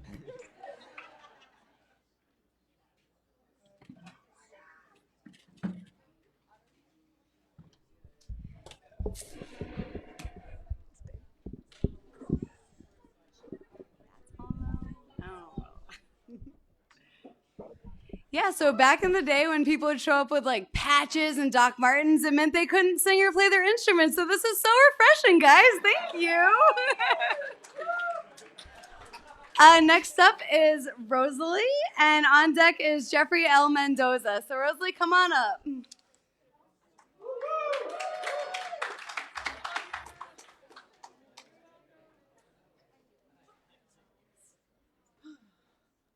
Hello, all. Hey. Okay. I wanted to be seen, and I am here now. I just wanted to say thank you, 1, to Laura, 2, to Smokestack, JC, and Barry. Thank you. Actually met Laura here. Okay, so I got really kind of in my head overdoing these poems, and I always wanted to do this, and it manifested, and I was like, okay, I got to do this. And I got really overwhelmed, and then I asked the universe, I said, give me a song, and they played Tub Thumping, and I was really inspired. I get knocked down, but I get up again. The love in me builds me up, and then I get knocked down again. Then I rested for a moment, and I gazed upon the grass to discover a whole new world of bliss, beauty, and teamwork amongst the insects. They inspired me, and I got grounded and rooted into the earth. Rejuvenated, I got back up again. I get knocked down again. This time you clipped my wings and just left me there with no one. But then I realized the vultures came to me and they taught me about the death and rebirth process, then flew me up to the sun to be rejuvenated. They brought me back down and I got back up again. Ready to go. And then I got knocked down again. The petals in my heart were breaking, crumbling. They broke into pieces. Then Dear came to me and said, "Stand up and shake it off." So I did. Then said, "Your heart is not broken. Your inner grace is coming through. Look and see the golden petals renewed." I got back up again to rise and realize my wings have restored again, as well, fuller and stronger and bigger. And I started to lift up off of the ground.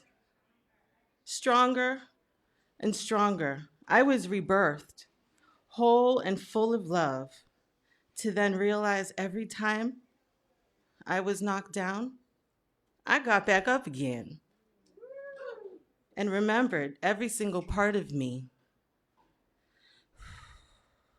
You see, you helped me be me every time you knocked me down. You helped me to see that you will never keep me down.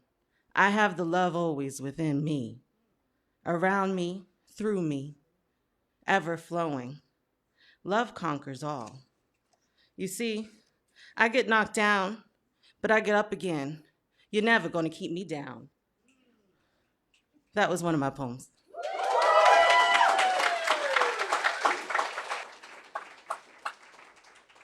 I wrote another one, and I wrote a lot of stuff.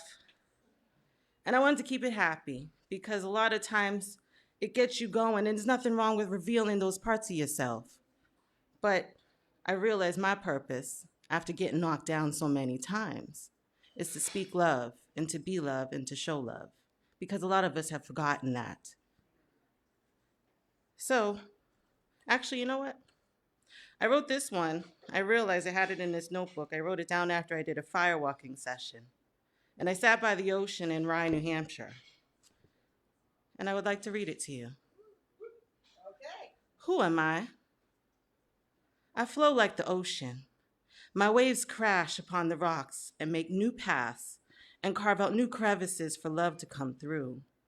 The sun radiates over me and over all of us to cleanse and purify. I am great. I am powerful. I am a powerful creator of a new view. I hold much life within me, all around me.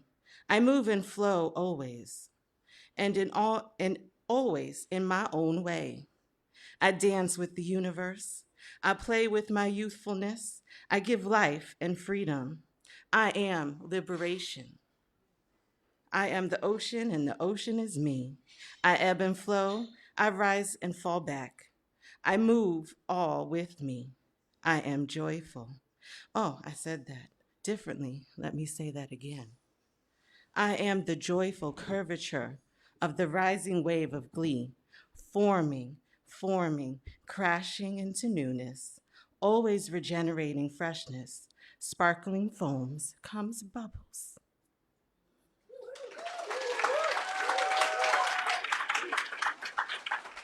Thank you.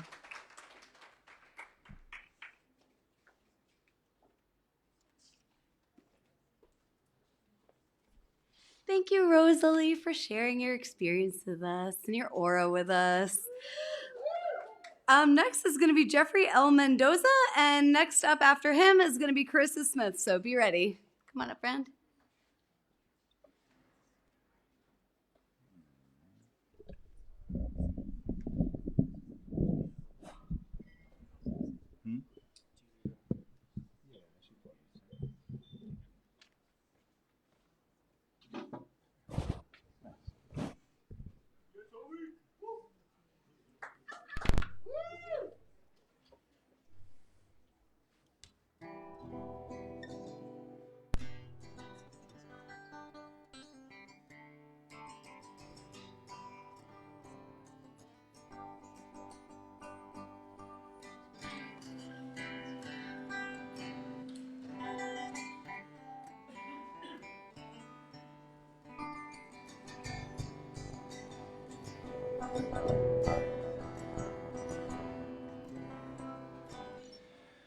All right, that seems loud, which is fine with me.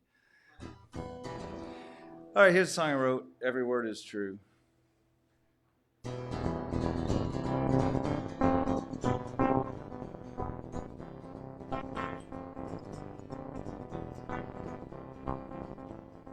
seems not right.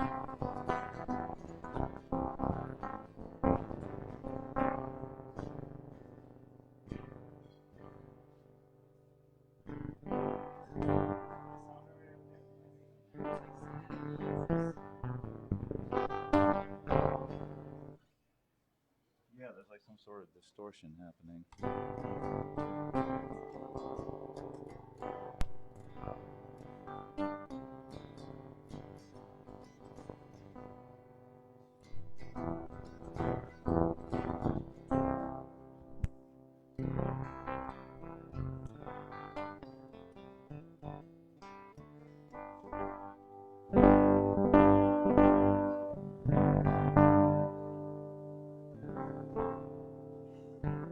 I don't know.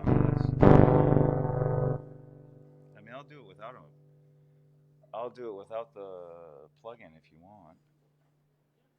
If you want to just shut it all off. We'll do it that way if we're gonna. We'll do it old school.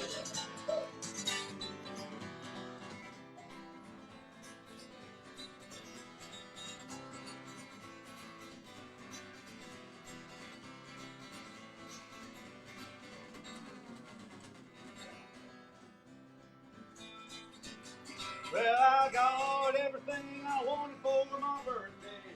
I got a check for $1 million on my birthday. Went out and bought a Ferrari on my birthday. Dropped around the telephone pole on the way home from my birthday party. I bought a cabin on the side of a mountain. It had a swimming pool, a fireplace, and a fountain. Echoes you hear it come shouting. Could cause a landslide, but I'm not counting away. 'Cause I thought I had it all figured out in my head. Travelers, they came, but they left me for dead. I thought I had it all figured out in my head. Travelers, they came, but they must have thought I was dead. Thought I was dead.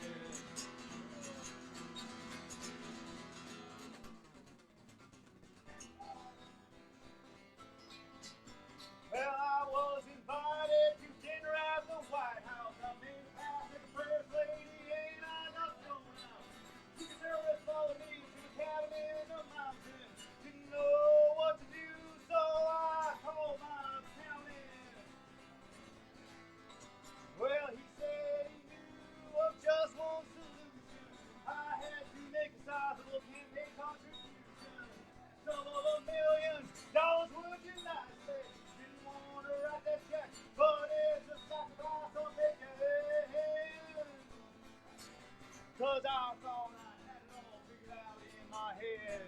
Travelers, they came, but they left me for dead. I thought I had it all figured out in my head. Travelers, they came, but they must have thought I was dead. They thought I was dead.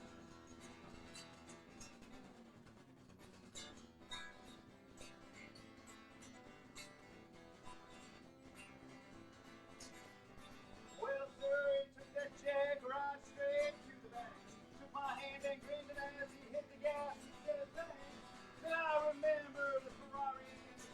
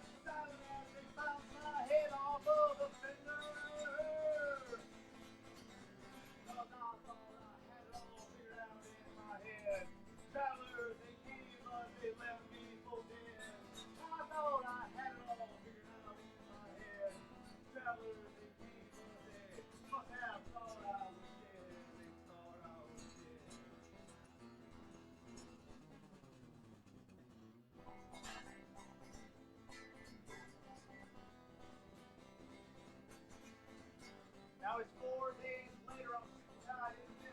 This is for some prosecuting attorney said, boy, this crime's on me off the warrant. Judge started talking about assassination attempt.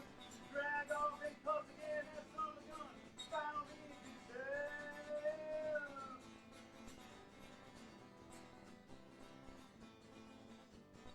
I thought I had it all figured out in my head. Travelers, they came, but they left me for dead. I thought I had it all figured out in my head.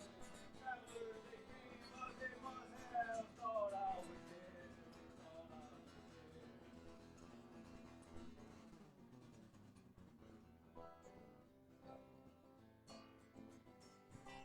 Now I'm a poor boy, back where I started from. I'm sitting in sit up, waiting for my next birthday to come. Hoping for a check for another $1 million. But I don't get it, I'm gonna scream and cry and holler. 'Cause I thought I had it all figured out in my head. Travelers, they came but they left me for dead. I thought I had it all figured out in my head. Travelers, they came but they must have thought I was dead. Thought I was dead.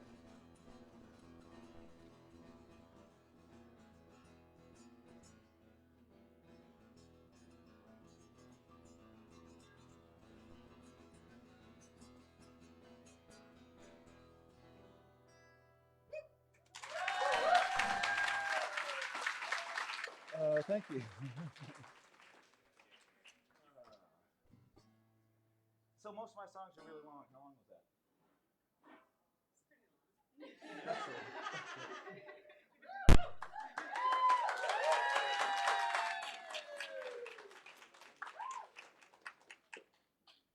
Songs actually can be long when they're good, so that was nice. Thanks.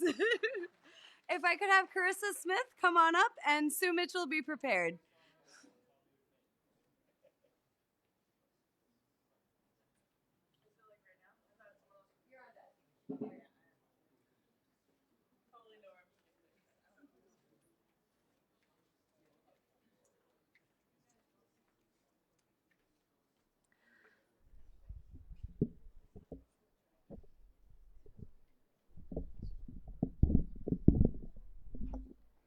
I'd be the person to break the equipment when I wasn't even trying.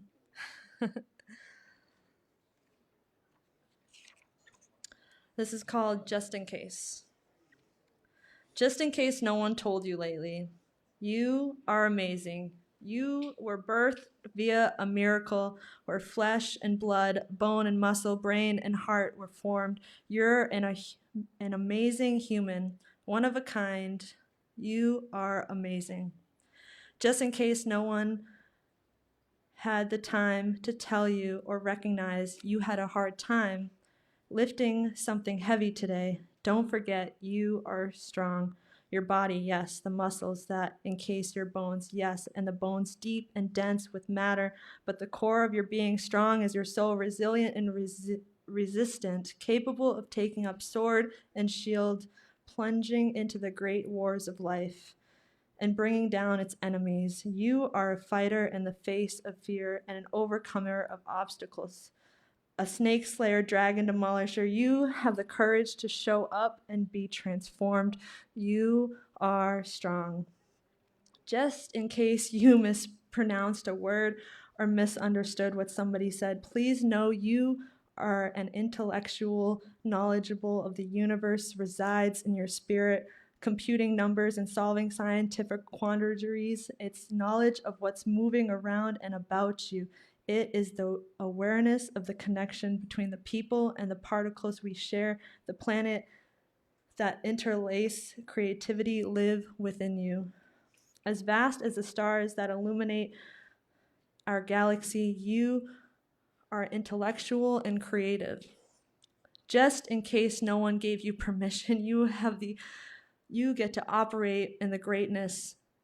You, like the intelligent eagles, sovereignly soaring over the blue skies, cutting through turbulent trials, designated for nothing less than greatness. When was the last time you heard of chickens walking amongst eagles? Never. You see, they have no place there, wandering around, pecking at the ground where their wondrous wings pigeon-pinned to their sides. You deserve the life that resides on mountaintops, master of the skies, symbol of victory. You are greatness. Just in case you don't own a mirror, let me be the one to tell you you are beautiful. Freckles, your scars, bruises, your bumps, your eyes are perfect, your hair, your nose, those lips, shaved head, your flesh, those perfect pigment plucked from a palette of extraordinary color. You are beautifully designed. Just in case you got it twisted, the only real standard that exists is the one you choose to subscribe to.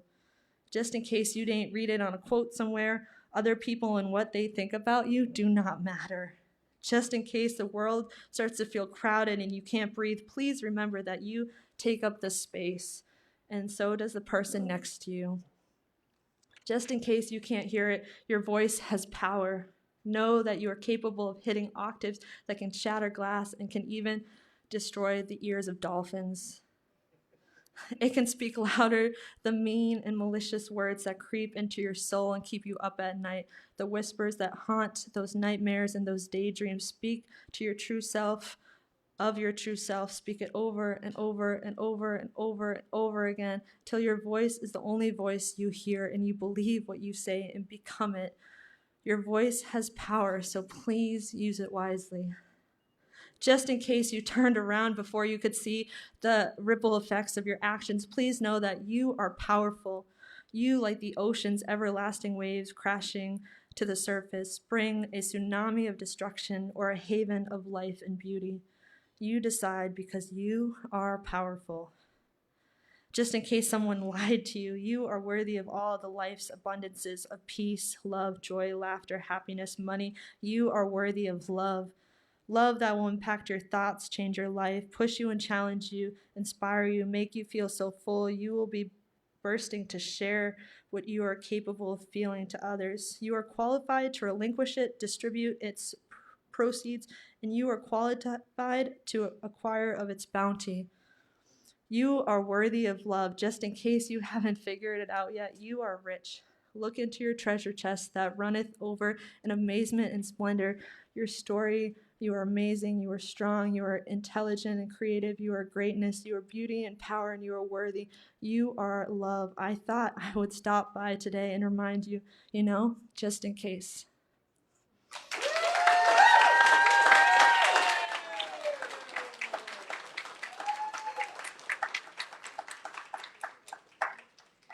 So we're just gonna file that under things I needed to hear. Thank you. Next up is Sue Mitchell. Amber Edwards is on deck. Obviously, everybody here can see that it's later than what we said we were gonna stay till. So if we could all say thank you to the crew here at Smokestack. Thank the crew. Thank them with your money also. I'm sure that's better for them. We're gonna stay probably until about 10:09. Obviously that means that the people who are next, please just be cognizant of the fact that you're working with dwindling time. So just be considerate of the people after you. And I've been really bad at holding that standard this whole time, so that's on me. Sue, if you wanna come on up.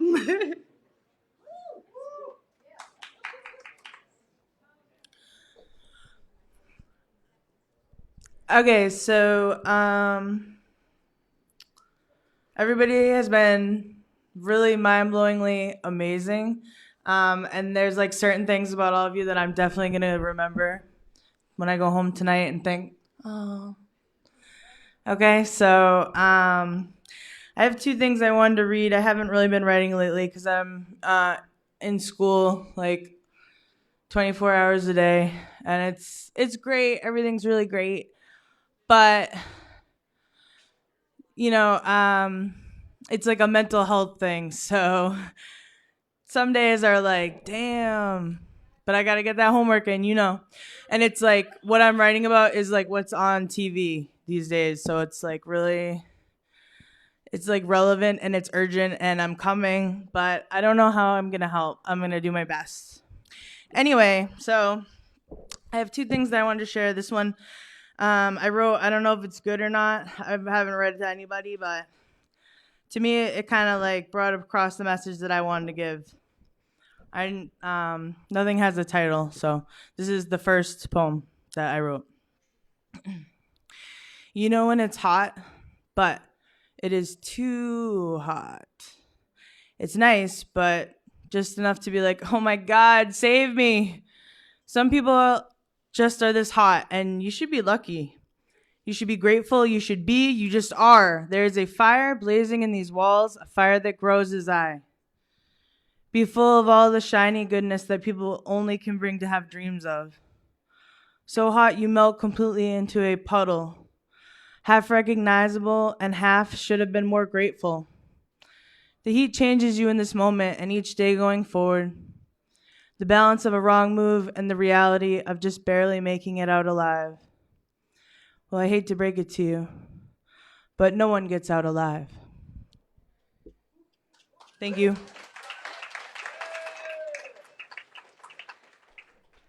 And then I went to a party at my brother's, and you know, he's like 4 years older than me, so like we used to have parties at our house, and you know, my mom's not home, let's do a party, woo!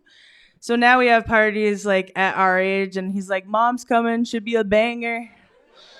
And you know, he's like, she's gonna cook the food, so, and we're like, woo! So like times have changed, which is fine, because like we're all evolving, but he had a party in March, and this guy was there, and it's one of his friends.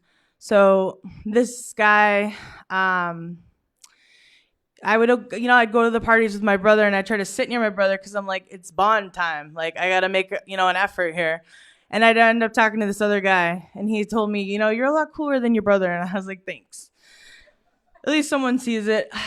But anyway, so I wrote this poem about that guy. He was at that party in March, but as it turns out, he passed away since then. So I wrote this about him. His name is Chris Cody. The silence is deafening, but it somehow grows louder. Ear-splitting news, but nowhere near new. His pain takes on new forms, but it is short-lived. Not for us, those left behind. We struggle that this is it. How can this be? We wonder why, but no one says a word. Louder grows the silence. Thank you.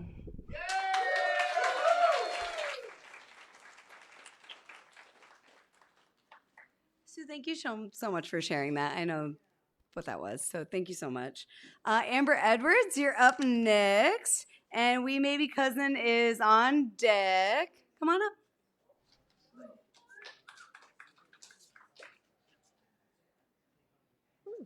This is so strange. Hi, my name is Amber. I am going to read two poems. I'm trying to write a collection of poetry.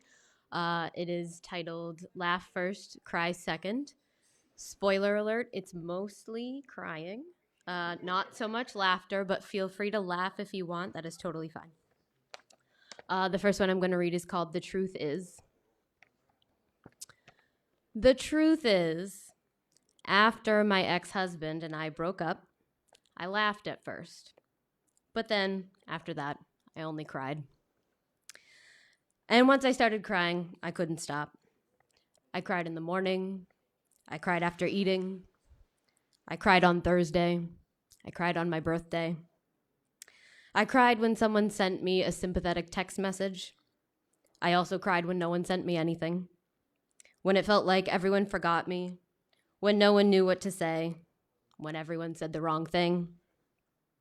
The truth is, I cried a great many places, some of them appropriate. My car, the shower, or into my pillow.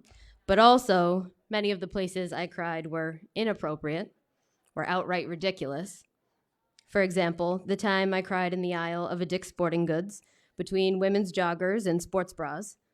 The problem was there was far too much orange.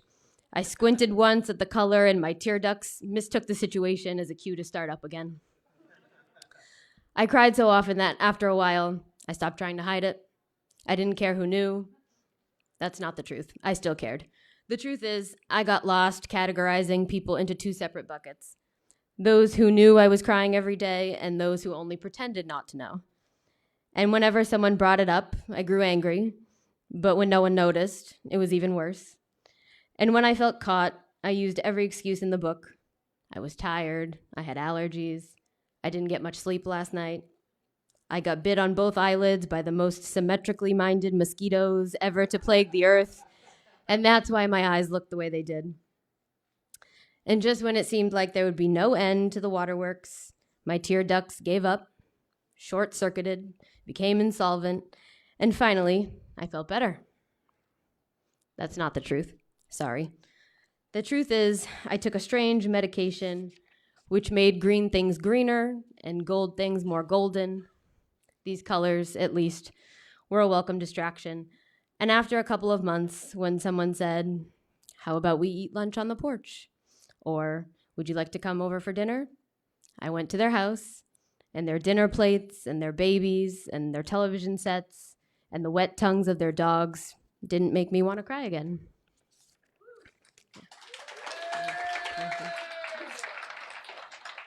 All right.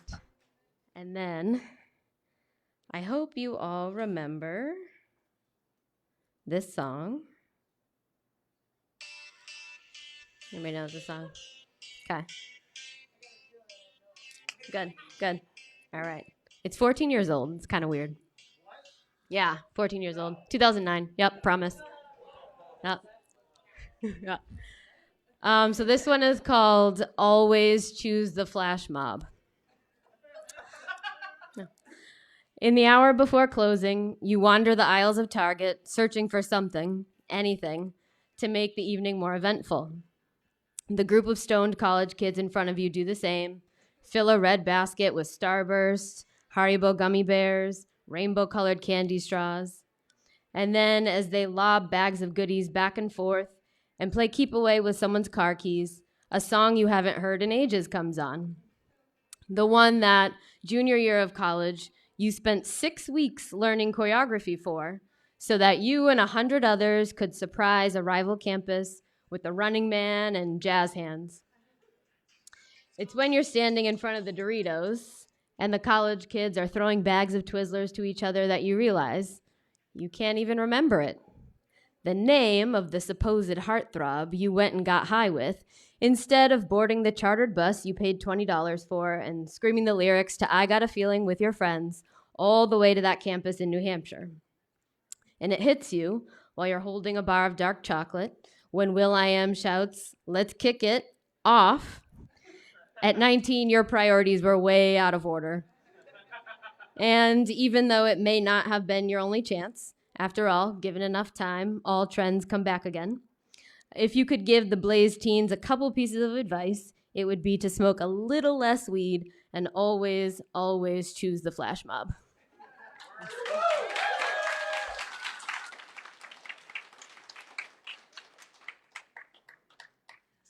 Making me want to go to Target. Come on up, we may be cousin. And on deck is Lily Harris.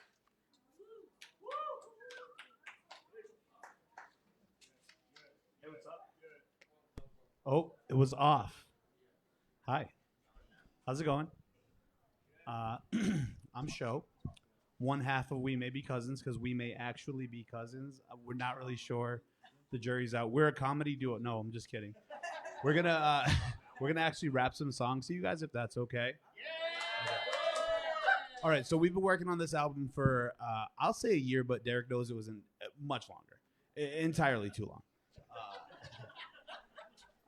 So you guys are the first people to hear these songs, much less see us perform them, because the album is not out yet.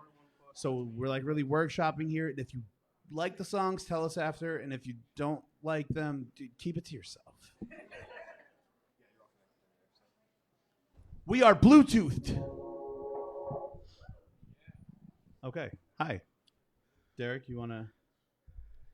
This is YDD. I keep saying his non-superhero name. Ooh. Hello. Right. Yo, shout out to all the people who are here that stayed late. Yeah. Because, like... We're burning the midnight oil at this open mic right now. Yo, this mic is open as fuck. Can I say fuck in here? Yes. I'm gonna say it again. All right. Let's just. Okay. Wait till you find out what it means. Yeah. You know you gotta watch every first step in the room. They be looking for the other shoe. Like when you drop it, you know it's always soon. You know you gotta watch every first step in the room. They looking for the other shoe. Like boy, when you drop, you know and it's always soon. Right now I'm chilling with June. It's like the middle of June. Why you keep flipping in my... Okay. In this product, can't explain my conduct for being late. But if you reread any of my contracts, it's liable to happen again. Shit, I'm just saying. The old reality, not what's best for me. In actuality, realize you never too old to record your apogee. Or grind to kick it like McAfee. I feel like I need the Paris to compare my masterpiece. It's fitted, fluid division. This how my guards used to kick it. This ain't religion. Discover the split, made grown man decisions. Still trying to how I'm living. Disappear when the vision becomes vivid. Having deferred the mission, left my incisions on deep insit. Nigga, now you get it. You know you gotta watch every first step in the room. They be looking for the other shoe. Like boy, when you dropping, you know and it's always soon. Right now I'm chilling with who? It's like the middle of June. It is though. It really is. Why you keep flipping in my They said watch for the boots, and I said stop clocking my moves. Shit, I'm starting to notice the room. Like who here for who? Who brought the grief? Yo, who came for beef and shit? Who here for stew? Brothers on their own and they borrow time. But I'm just trying to zone. I feel my own vibe. And I done stay low for my whole life. Now I'm just trying to go until it go right. They like show been the ghost, right? Nah, bro been a cult of guys. To encapsulate and prototype the zeitgeist. Shit, I ain't trying to buy unless the price right. And you can't get these drugs inside a price right. Need to get that paper back until it's two ply. Ain't no days taking off when you this fly. Only trust what you see with your two eyes. Like how the pink sunrise turn to blue skies. You know you gotta watch every first step in the room. They looking for the other shoe. Yeah. Okay. Thank you. Thank you. Okay. All right. Hold on. We only have 5 minutes. Yeah. Come on. We got one more. We got 5 minutes. Okay. So the last song was called First Steps. Yep. This next song is called Nights. My family was here, but they're not here to watch me rap about them. I didn't rap about them. I rapped about my own shit because I got my own shit going on. Hey. Talk to him. Talk to him. Oh. I will. You first. Any investigating reading this know there was just oversight. I ain't really like to socialize. Came through with them poker eyes. Small tones, you get posterized. I ain't one of these local guys. Dropping it off, she looking like the poltergeist. See, got the fan with me. Then the new Tesla truck bringing in oversized Elon. Shit, better be an autopilot. Grainy intelligence on the climate. I'm causing riots. Way past teach my son about his privates. He 4 and long dividing. Math is mathing by 14. He handle finance. My daughter hit the dance. I swear going viral. Lil Big Bro brought the stick. Grandma brought a Bible, and the children coming they see, and inventors watching me. New waiting was the key, like how I get on beats. No guarantee on a list. Children few have come in peace. Kitty cat, they want a piece. This or that, they want no peace. Inspire was the game. They inquire on my name. Fire spoils in the frame from a distant. Dotted lines are just links with them chains.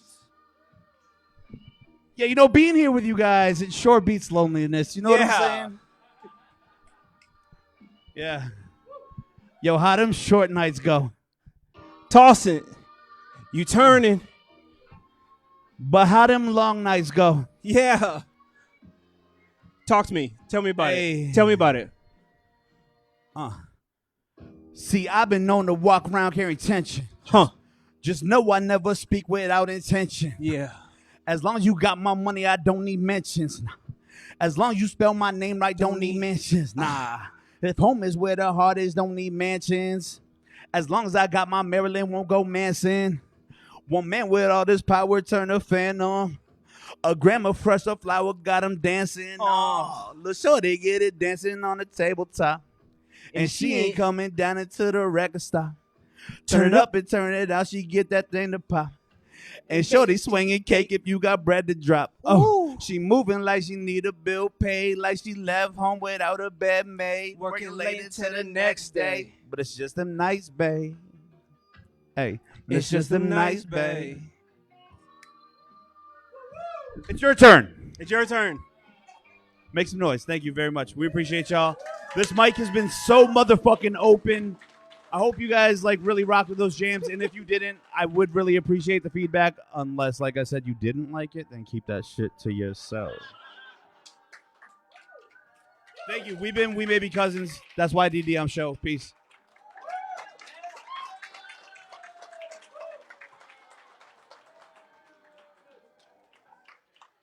Yeah, so if you want to like know what's going on in Fitchburg, like musically, just go talk to them. I won't waste your time. Lily Harris is up next, and Ryan is on deck.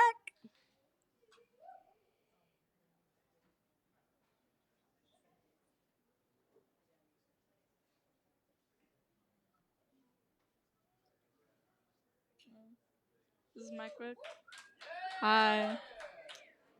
I want to tell you a story of a man whose life was made of cotton candy. His house was made with those sugar-filled clouds. His family was made of cotton candy.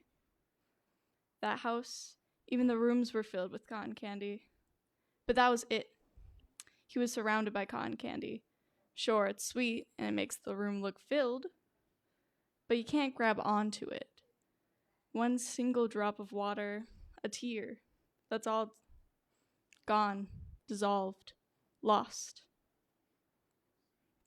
So it's just cotton candy, nothing more. I want to tell another story about a school where kids learn to make cotton candy. They learn to surround themselves with it. They learn to brag about the sugary sweetness of it all. But we know that cotton candy is nothing. You can't hold on to it, you can only see it. But those students are taught that they're nothing without it. The truth is, cotton candy is nothing. Cotton candy is nothing but cavities. Thank you.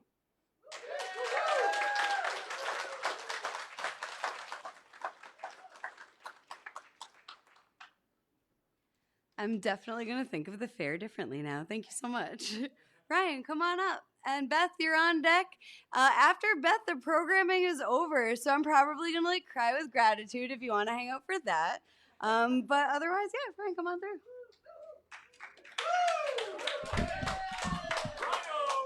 Hello. Typically, when I get in front of a microphone, I'm 6 beers deep and I'm about to do a cover of Bottoms Up by Trey Songz and Nicki Minaj, but I do not have a guitar, so that is not what is... If you would rather that than poetry, I will happily borrow your guitar. I'm about to read some stuff I wrote when I was 18. That might be more entertaining, but... So when I was 18, I was in a band, and I was the baby of the band, adopted by a bunch of my cousin and a bunch of his older friends. And they adopted me because I was the angsty one. And I've grown past this person, but I still stand behind all of these things that I wrote. This was a turning point in my life. It's when I started touring. It's when I met my best friend on tour. And when I performed these songs was shortly after I saw my best friend, Jake Babineau, have an acid flashback in a Ben & Jerry's. This is from a song called Grasping at Straw. It's been 2 hours now, and I'm still listening to Come On, Eileen. You were the only person I swore I would dance with, and I watched your sister take her husband at the altar as you were taken in the arms of the other. It's been 2 minutes now, and I've started wandering into stores alone and looking at things to buy for someone who I know doesn't think of me anymore. And I'm looking for ways that you can buy, or I can buy your time.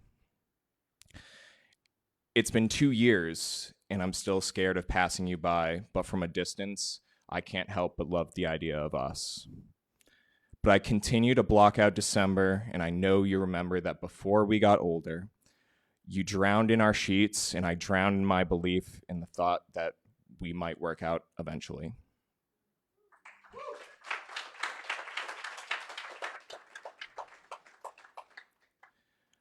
The first time I ever performed this song was on New Year's Eve in 2015 in a, I kid you not, Sub-Zero barn in Orangeville, Pennsylvania, and it was the best night of my life. Shortly after the acid flashback. I felt you shake and I let you go. No gods in heaven or anywhere at all could help me or you or the hells that we've been through. And I'm truly sorry for the last few months. I know I haven't been around. I know we talk on the weekends and we're tied down without reason. We change with the seasons. We have bitter touch and warm tastes and my lips on your face, and I never know when you're coming home. But if it's not your weight, I'll never carry it all. But you know me, how I'm the nervous laughing at a funeral. I've always been just a little out of place. I promise I'll try to outgrow that facial tic that I have. It's at the end of a long list of things that I swore I would have given up for you.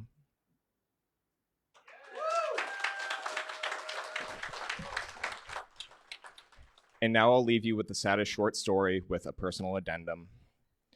For sale, baby shoes, never worn. Baby was born with wheels. Have a good night.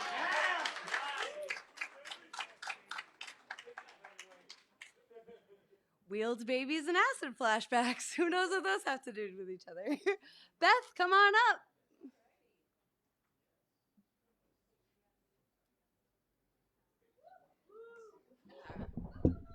I have to take this out because it's always too high. And, yep. Hold on. Got it. Thank you. So I'm the last one closing it out. I'm going to try to do it justice. But I just want to bring a big holla to Laura, everybody here. I mean, this was an amazing turnout. This has been so much fun. Thank you all. So I'm going to do some a cappella. And it's a little nerve-wracking because there's nothing else, but I'm going to try to close it out without too much. The first one's going to be a kitschy one, and the second one's going to be a gloomy one. So I don't know if I should reverse that, but okay. Give me a lead in. Here we go. Where? Okay. 5, 6. We got a 5, 6, 7, 8. Go ahead. Continue.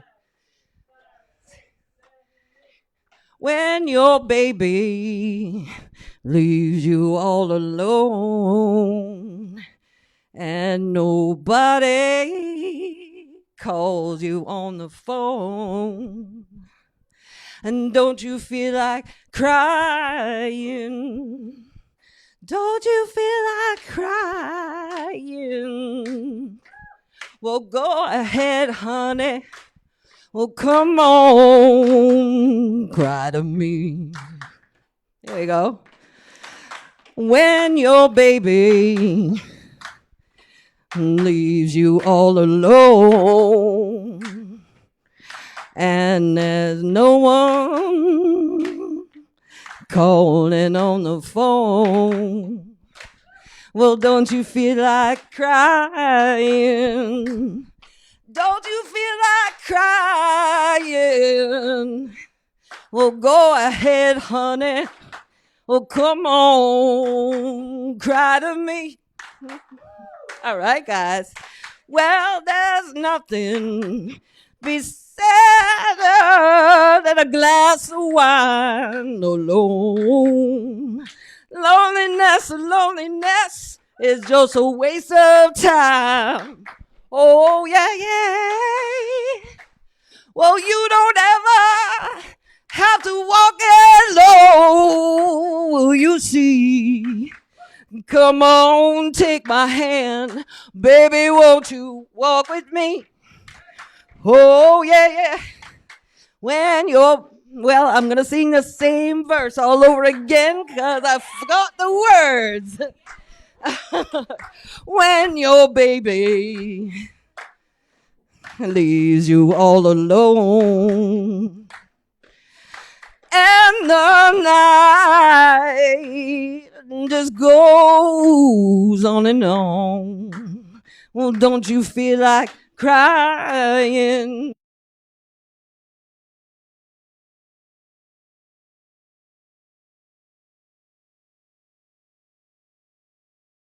Crying. Don't you feel like cry. Will's over there going, okay, cut it off now, honey. It's all good. All right, you got the point. Thank you. Thank you for the rhythm section. That was awesome. We love it. We love it. All right, so we got, who knows Janis Joplin? We can close it out with that, right? Really trite song, Bobby McGee. Anybody know that one? It goes something like this. Kind of heard of it. Kind of goes, and this is nothing without the da-da-da-da-da-da-da. I'm going to try to do the whole thing because it's my birthday and I can. So I'm going to try to do, some Busted Flat in Baton Rouge. Ready? Thank you. I appreciate you supporting. I don't need that. Busted flat in Baton Rouge, waiting for a train. I was feeling cold and faded as my jeans. Bobby flagged the diesel down just before it rained. That brought us all the way to New Orleans. Well, I pulled my harpoon, and in my dirty red bandana, I'm not going to be able to carry this song, you guys. I'm not going to be able to do it. I can do it normally. You think? All right. If you insist. Thank you, love girl. I love you. I was playing soft while Bobby sang the blues, yeah. Windshield wipers slapping time. I was holding Bobby's hand in mine. We sang every song that driver knew. Freedom's just another word for nothing left to lose. Nothing. Well, ain't nothing, honey, if it ain't free, yeah. Feeling good was easy when he sang the blues. Feeling good was good enough for me. Good enough for me, my Bobby McGee. You got it. From the Kentucky gold mine, it's all right, it's coming up, to the California sun. Say, Bobby shared the secrets of my soul. Through all kinds of weather and everything we done. Ready? Say, Bobby, baby, help me with my whole world. One day up near Salinas, I let him slip away. And he's looking for that home, and I hope he finds it. Ready? For one single yesterday to be holding Bobby's body next to mine. This guy has it right back there. Freedom's just another word for nothing left to lose. Nothing. Well, that's all that Bobby left me. This guy knows. Oh, feeling good was when he sang the blues. Feeling good was good enough for me. Good enough for me, my Bobby McGee. Ready? Here we go to the real stuff. La la la, la da da da, la da da da da. Oh, la da da da da da, Bobby McGee. Hey, la da da da da da. La da da da da. Come on, you guys. Young'uns. La da da da da da. Bobby McGee. Look it up. La la la. We're not. La da da da da da da da da. Hey now, Bobby, won't you, Bobby McGee? Yeah. La da da da da da da da da da da da. We got. Ready? What we do? Well, we call him my lover. Call him my man. We call him my lover to the best I can. With that Bobby McGee, yeah. La la la la la la la la la la la la la la la. Hey, hey, hey, Bobby McGee, yeah. All right, something like that. Thank you guys. All right. Thank you guys so much. And thank you, Laura. It's awesome.